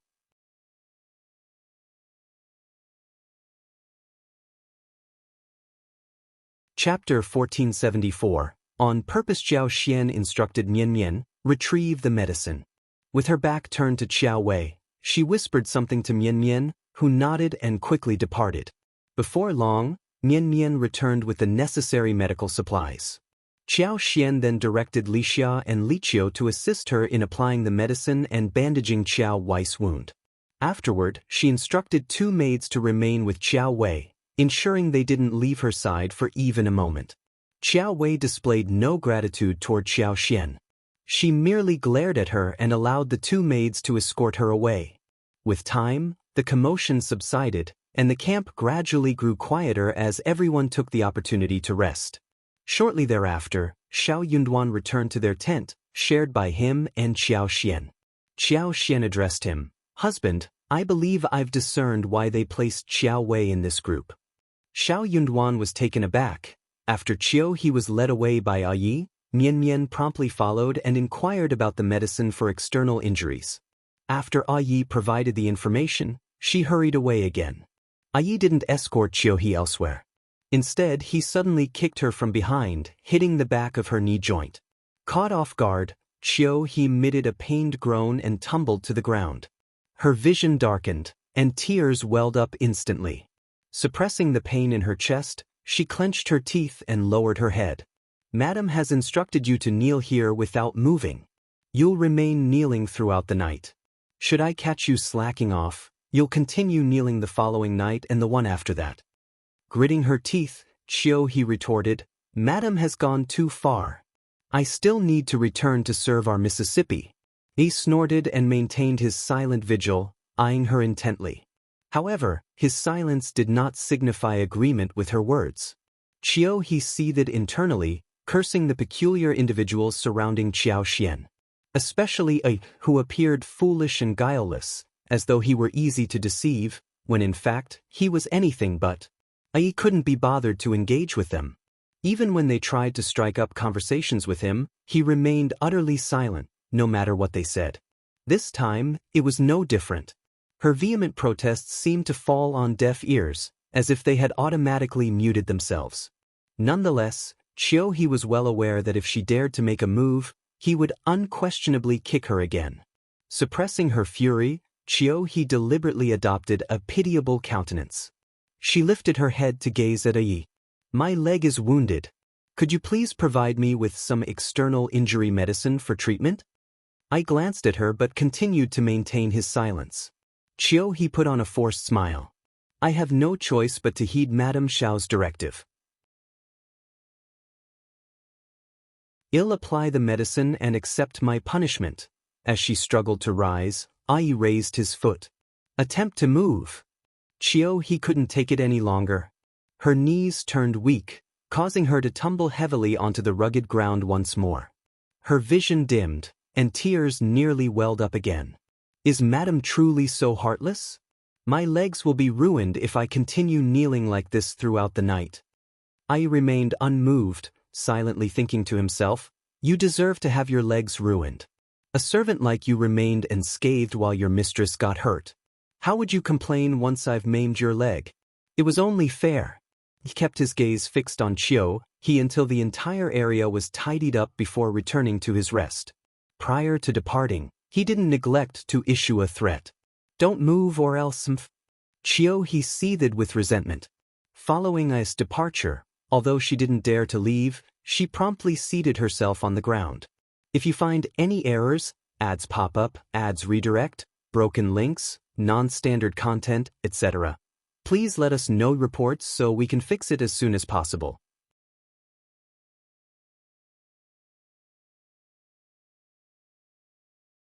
Chapter 1475.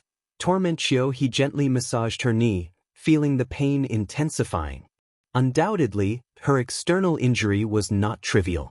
However, she didn't have any medical supplies on her, but there was some external injury medicine in the carriage. Qiao he scanned her surroundings and signaled a guard to approach. She beseechingly asked for some external injury medicine. The guard glanced at her and tossed a bottle of medicine her way. Overflowing with gratitude, Qiao he hastily applied the medicine. The mountain night was chilly, with temperatures a few degrees lower than elsewhere due to the extensive forest. Qiao he trembled as she discreetly requested an additional cloak. Though not as cozy as being wrapped in intense blankets, it would at least provide some defense against the cold. Shivering, she remained huddled in a ball throughout the night. The following morning, she was jolted awake by a sudden, searing pain. Ai had kicked her wounded leg. In a daze, she yelped and snapped awake. You, Ai declared, Madam ordered you to kneel throughout the night as a punishment for your negligence. Is this how you regard Madam's commands? You don't seem to take Madam seriously at all. I am wounded and it's cold here. I dozed off because I wasn't vigilant. Please have mercy. Qiao he knew that her wound must have reopened. Even if it was just a superficial wound, she couldn't predict how many days of torment lay ahead. Nevertheless, she was the one at fault and couldn't afford to challenge Yi in any way. All she could do was admit her mistake. Her humiliation was quite profound. Ai uttered, Madam expects you to return to your mistress. She anticipated your dishonesty and instructed you not to apply any more medicine or to take any. Kneel obediently in the carriage. If you defy her once more, I'll shatter your legs. Qiao he was stunned, her scalp prickling in apprehension. If Ai stated that he would break her leg, he would undoubtedly follow through with it. He wasn't one to be careless in his threats. Understood. Qiao he hobbled toward the carriage, feeling miserable. Each step she took was filled with excruciating pain. She privately cursed Ai for being exceedingly ruthless. In her current condition, she couldn't help but wonder how long it would take her to recover. Upon her return to the carriage, she was surprised to see two maidservants attending to Qiao Wei. Frowning, she said, Our miss doesn't need you to serve her. Please. The two maidservants exchanged glances but remained unmoved. Madame Xiao instructed us to be here. Yes, Madame Xiao emphasized that we must not leave without her consent. Qiao he seethed and glanced at Qiao Wei. Qiao Wei furrowed her brows slightly but said nothing. Qiao he was clearly limping and in no condition to take care of herself. Her leg had yet to heal. Bearing her anger, Qiao he eventually climbed into the carriage, her wounds screaming with pain. She allowed the two maidservants to help her, but they paid her no mind. Instead, they confidently stated, "Madame Xiao sent us here to look after Miss Qiao. They were not here to serve her." Qiao he was seething with fury. Early in the morning, everyone continued their journey at a slow pace. Regardless of Qiao he's pleas for assistance, the two maidservants paid her no heed. Instead, they began to supervise her, insisting that she kneel and accept her punishment.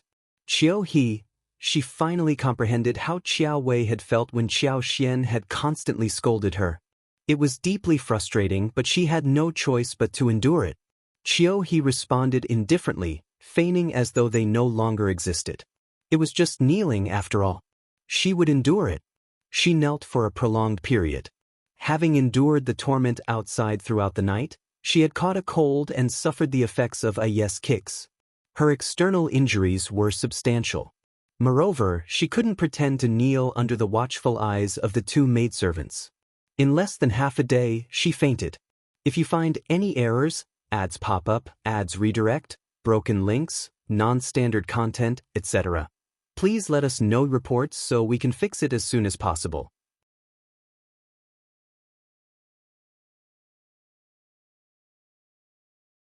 Chapter 1476, Can't understand. By the time Qiao he slowly woke up, half a day had passed. The entire team had already walked out of the Black Tiger Forest. Qiao Xian asked Yi to pass the message, saying that she was going to show her some mercy, so she did not need to kneel down. Qiao he gritted her teeth and thanked her. At this moment, her legs were already aching and numb, and she had almost lost consciousness. Her head was dizzy, and her body felt cold and hot. It was extremely uncomfortable. However, the two maidservants acted as if they did not see anything and refused to even pour her a cup of hot water. Qiao he was angry and hateful, so she could only endure it. Deep down inside her heart, she could not help but wonder what she had done to offend Madame Xiao. It was not enough for her to make trouble with Qiao Wei. Why did she make trouble with her, the maid? It could only be said that Madame Xiao was too free. Either she was frightened and deliberately took it out on them. The group of people finally left the Black Tiger Forest safely. All of them were energized and heaved a sigh of relief. The primordial old lady in the forest was lush and gave off a strong sense of oppression. Everyone wished that they could get as far away from it as possible. After walking out, they only took a short rest and ate something before immediately starting their journey again. Only half a day had passed. They could still walk for another half a day. This road was much easier to walk. They could walk far in half a day. After the discussion, Sun Bai and Sun Qian reported to Xiao Yunduan and suggested that they should keep a steady pace for the next few days. There's clearly something wrong with those gray wolves in the middle of the night. I don't dare to say if everyone will be able to sleep peacefully every night in the future. At night, they won't be able to sleep well. If they're in a hurry to travel during the day, even someone made of iron won't be able to last for more than a few days. If any negligence is caused, the consequences will be unimaginable. They all remembered that the wolf pack was the only one who attacked in the middle of the night yesterday. There was no one. In the battle in the morning yesterday, more than half of the other party had escaped. At this moment, they did not know where they were hiding, waiting for them to kill their way out when they were tired and negligent. Xiao Yunduan nodded. You're right. According to the normal schedule, we will reach Huning City in almost 20 days, right? If we travel at full speed, we will need about half a month. There is no need to fight for these days. If you don't have a good night's rest, you should slow down. You just need to return to Huning City within a month. Everyone was tired yesterday and didn't rest well at night. Pass down the order to camp early today.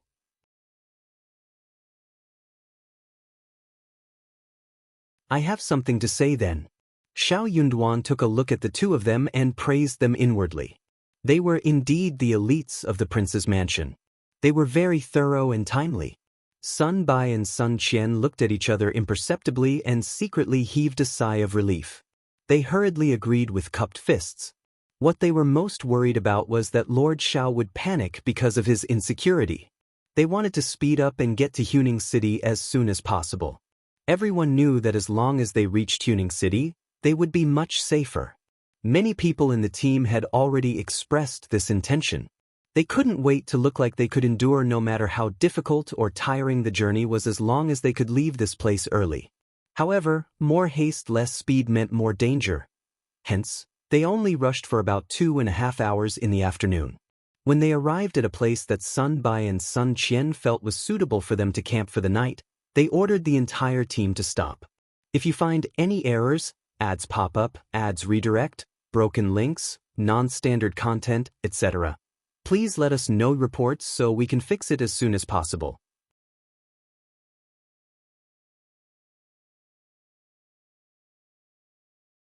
Chapter 1477. Slow down as expected. This attracted a lot of dissatisfaction. What? It stopped just like that? Yes, it's too early. It's still early. We can walk for at least another 3 hours. Wouldn't it be better to speed up and go home as soon as possible? Yeah. Xiao Yunduan gathered everyone together. He was not sure if there were any spies of the fourth prince here, so Xiao Yunduan did not tell them the truth. He just said that it was better to stop and take a rest to prevent them from getting tired. It would be easier for them to travel if they had enough energy. Most of the people could not accept this reason. Xiao Yunduan had always been a gentle man, and his eagerness to go home had emboldened them. Some people could not help but raise their heads, and many people agreed with them, asking them to hurry up. Xiao Yunduan consoled them patiently, saying that it was for everyone's own good, so that they could have a good rest so that they would not feel uncomfortable on the road. There was no need to worry. Sun Bai and Sun Qian did not say a word. They stood there with indifferent expressions, but in fact, they were watching coldly from the side. Their shrewd eyes swept across everyone without batting an eyelid. From today onwards, those who spoke the most actively and were the most provocative would be watched by their trusted aides. Xiao Yunduan was going to cooperate with Sun Bai and Sun Qian, so he talked with them for a long time. When Sun Bai and Sun Qian signaled him with their eyes, he turned serious and said in a low voice, "I am responsible for you, and I don't want you to come back to Tuning City with a dirty face. That is unacceptable. I have made up my mind, don't say anything more. Hurry up and go to work. Set up camp early to cook and rest early. Everyone, disperse." With that, he turned around and left without caring if they had anything else to say. Everyone looked at each other and could only leave dejectedly or unhappily. They went to work. Qiao Xian was waiting for Xiao Yunduan with a smile. They looked at each other and smiled. Xiao Yunduan was very pleased. He took her hand and said softly, "It will take a long time on the way. You look like you are in danger, but in fact, you are saving your strength in case you are attacked. Don't worry, my wife, I have arranged everything." Qiao Xian nodded with a smile. "Husband, you don't have to explain to me. You have your own reasons." Xiao Yunduan smiled. How nice it would be if everyone was as reasonable as his wife. In the middle of the night, another crazed wolf pack came to harass them.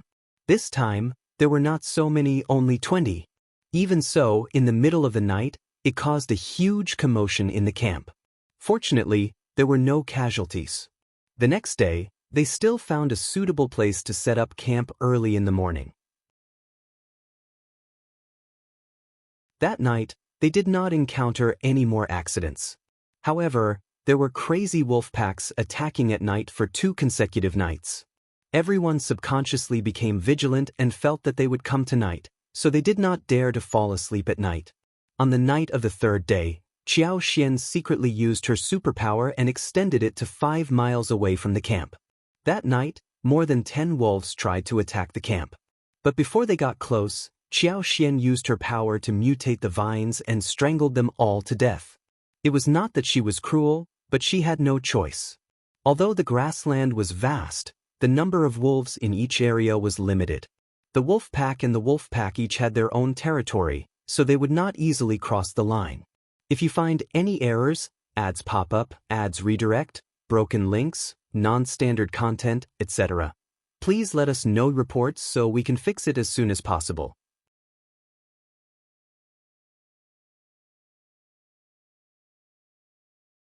Chapter 1478. Superpower. It was impossible for the other party to always find so many wolves to cause trouble. The fact that there were fewer of them each time was a good indication of the truth.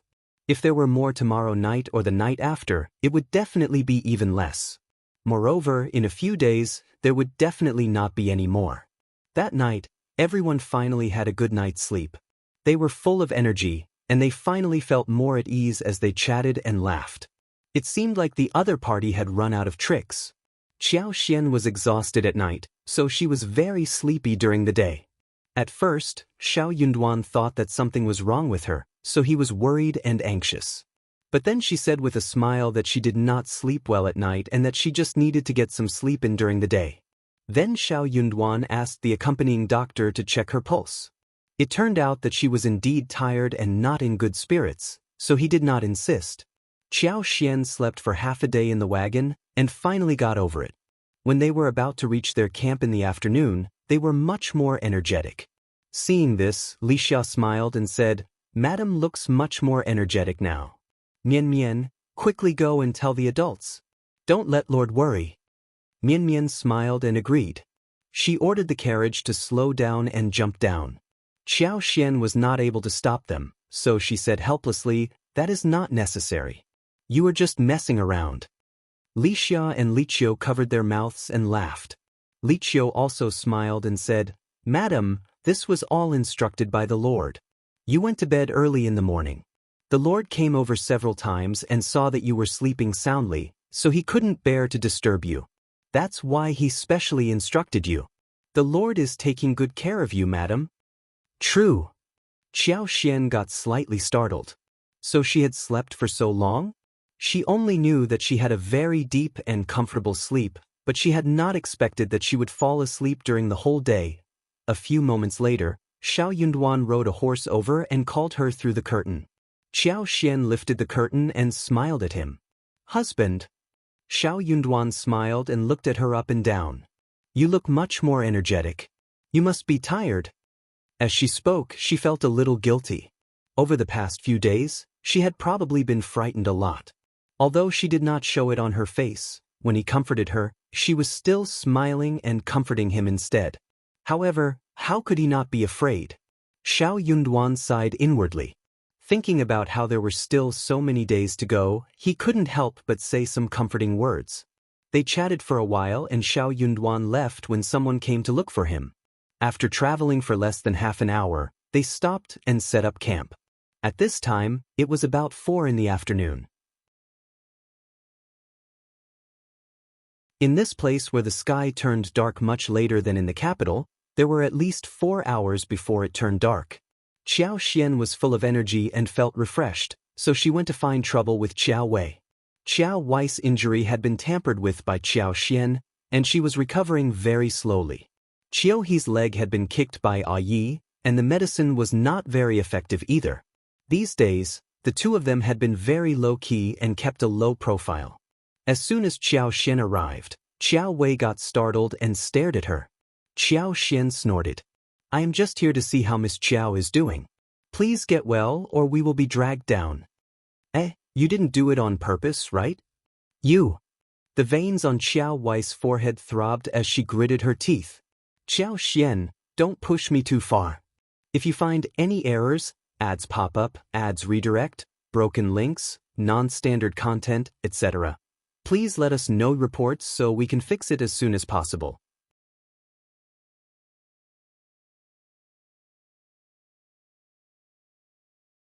Chapter 1479.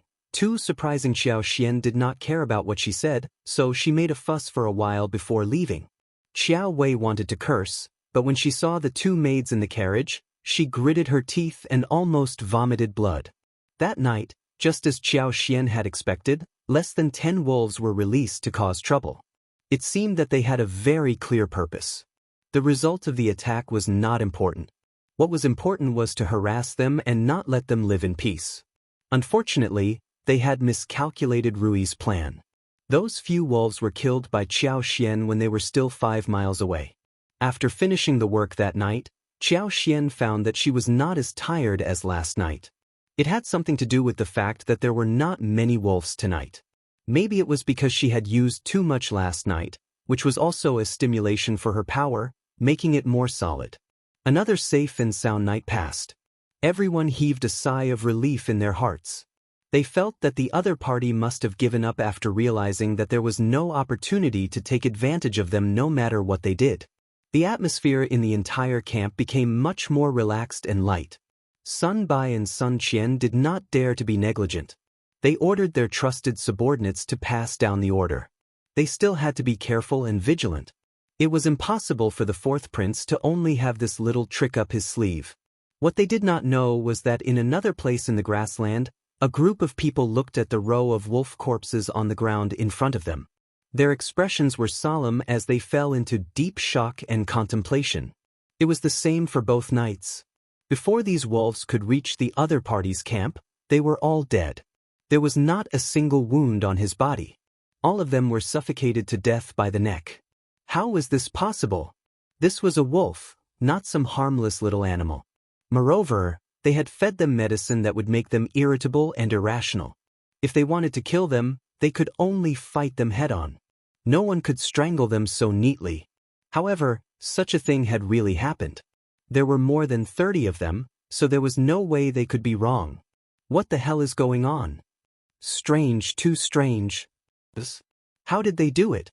What kind of method is this? It's too terrifying. The group of people were bewildered. They discussed and discussed, but in the end, they could not come to a conclusion. They did not believe it. They still had the last group of wolves that they had hired someone to capture. There were 36 of them. They had originally planned to release them 3 nights later to harass them, but now they had changed their minds. They would release them all that night and send 7 people to follow them to investigate. They had to find out what was going on. So this night, Qiao Xian not only found the wolves, but also the people following them. Those people must have realized that those wolves had died abnormally. They wanted to see clearly. Fortunately, only 7 people came. It was obviously impossible for 7 people to keep an eye on more than 30 wolves. Qiao Xian's superpower had reached a level where she could control her power freely. Also, it was very dark at night, and the grass was very lush at this time of the year. She could always choose their blind spots to attack, and soon, 7 or 8 wolves died silently. When someone noticed the dead wolves and ran over to take a look, the others joined them as well. While they were looking at each other, Qiao Xian took the opportunity to strike, using her superpower to take down another 7 or 8 wolves before they could see them.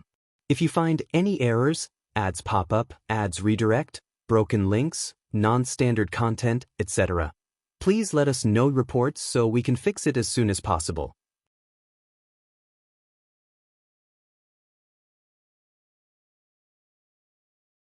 Chapter 1480.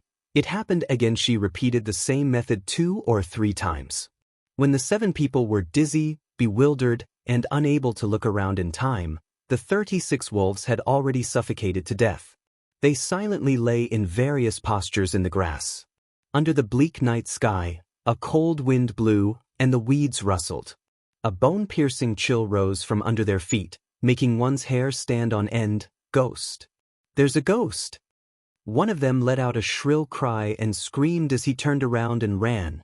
The other 6 were already frightened by this strange scene. With someone taking the lead, everyone's mentality immediately collapsed. One after another, they just turned around and ran in panic. How is this still a shadow guard assassin with strong martial arts skills? They were just in a sorry state. Qiao Xian snickered inwardly. She immediately activated her power and wanted to kill all 7 of them. She did not dare to kill them, but these bastards were not good people. They could at least be half crippled. But these people were not weak, so they ran away as fast as lightning. Qiao Xian did not manage to catch all of them, so she only caught the 2 people who were the last. The 2 of them were caught by the grass and fell to the ground. In their shock, they wanted to get up and continue running, but they could not get up no matter what. The grass wrapped around their feet became tighter and tighter, so tight that it was almost into their flesh. The 2 of them were both experts in martial arts and could easily break the necks of others. However, at this moment, they were wrapped by the weeds and could not break free. They had just witnessed such a strange scene. Now that they had encountered such a situation, the two of them were frightened out of their wits. They tore open their throats and screamed, "Help! Help!" Then their eyes rolled back and they actually fainted from fear. After dawn, the other party's group came searching. When they saw the wolf corpses all over the ground, they were all speechless. When they found the two of them, they checked their breathing and found that they were still breathing. They were overjoyed and quickly saved them. They were still hoping to get something out of them. Unexpectedly, the two of them were still filled with fear when they woke up. They did not know anything. They really did not know. It must be a ghost. A ghost grabbed my foot. I couldn't break free no matter how hard I struggled. It must be a ghost.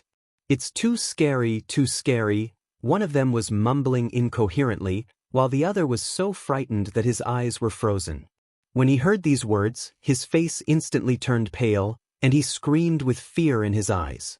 He had obviously gone crazy. When everyone looked at the two of them again, their legs were already crippled. Moreover, their mental state was abnormal. Everyone looked at each other, especially those who had personally experienced that strange thing last night. Their eyes were filled with fear, and their hearts were filled with sorrow.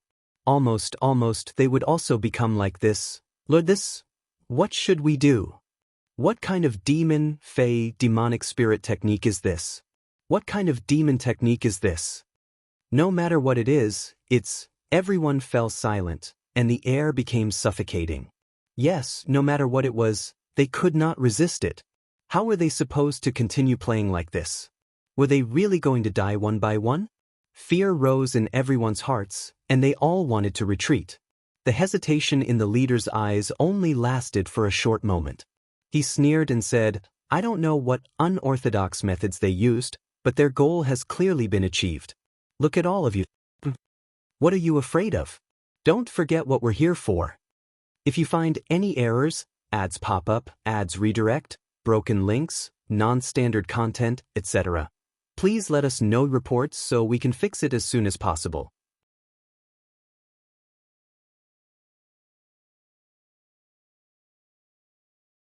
Chapter 1481. Discovered again. Remember Master's warnings before we embarked?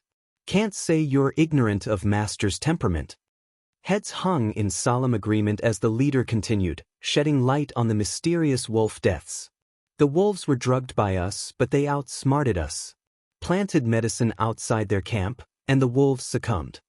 Relief washed over the group as they nodded, finding clarity in the explanation. As for those two, they were likely captured and had their wills crushed, left behind to sow panic. Your reactions played right into their hands. A collective sense of shame settled among them.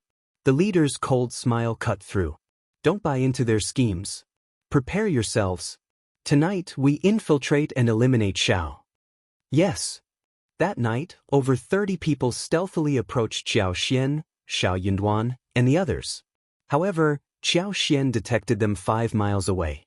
With time being of the essence, Xiao couldn't afford to let her guard down. Sleep during the day, vigilance at night, every moment counted.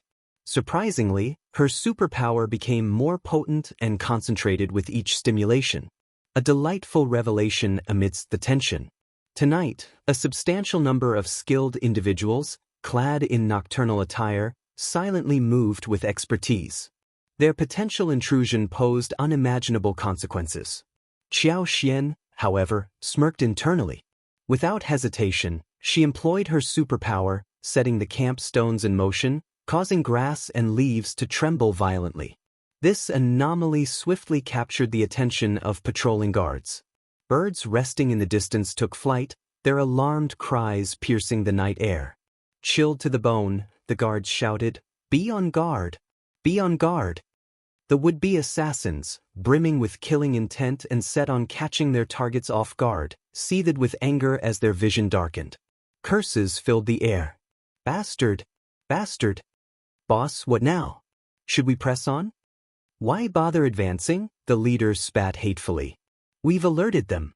No chance of victory, no chance of success. Retreat." Yes. Exposure was no longer a concern. Abandoning stealth, the group hastily reversed course. Sun Bai and his men pursued, but it was too late. Regrettably, they had to relent. In a concealed location, over 30 individuals in night clothes, some standing, some sitting, wore grim expressions. Unease spread among them as they exchanged furtive glances. Something was amiss. It felt as if the other party had divine intervention. Despite their efforts to conceal traces during the ambush and this sneak attack, they inexplicably triggered the nesting birds, causing a chaotic disturbance and thwarting their plan. The inexplicable turn of events left them thoroughly disheartened. If you find any errors, ads pop up, ads redirect, broken links, non-standard content, etc., please let us know. Report so we can fix it as soon as possible.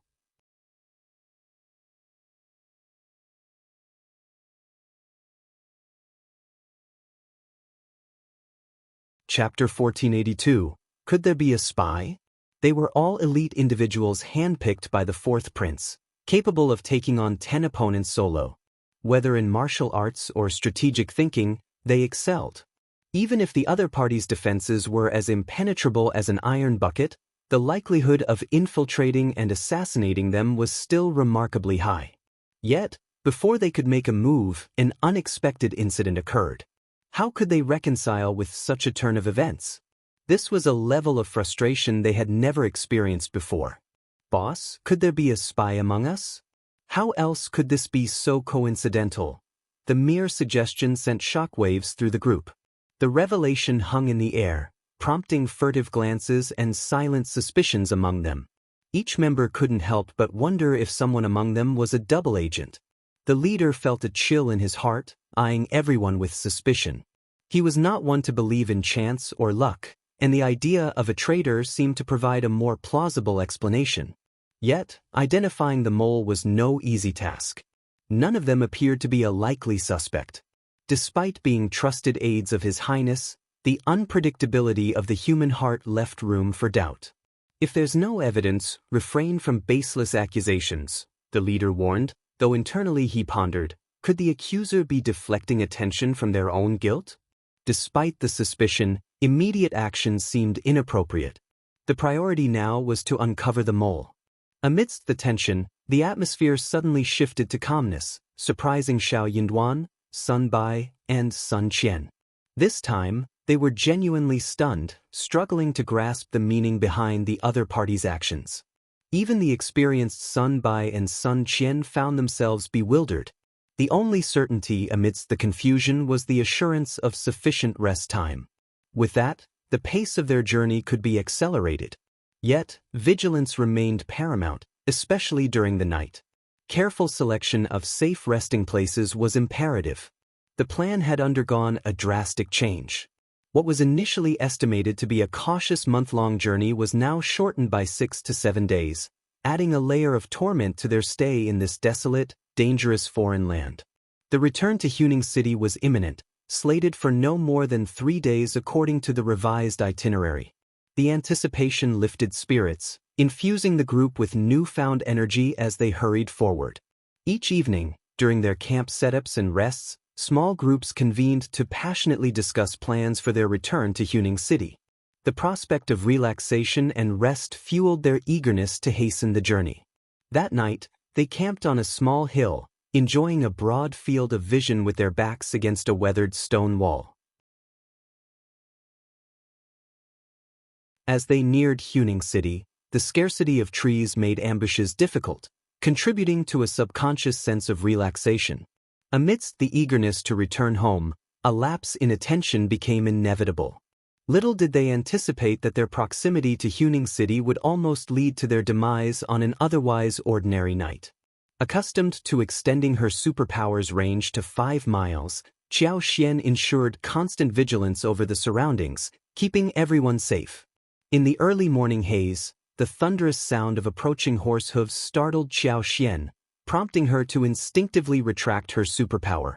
If you find any errors, ads pop up, ads redirect, broken links, non-standard content, etc., please let us know. Reports so we can fix it as soon as possible. You're tuning in to the Wang Lin's Journey YouTube channel. Don't forget to subscribe and join us on this journey to catch the most captivating stories.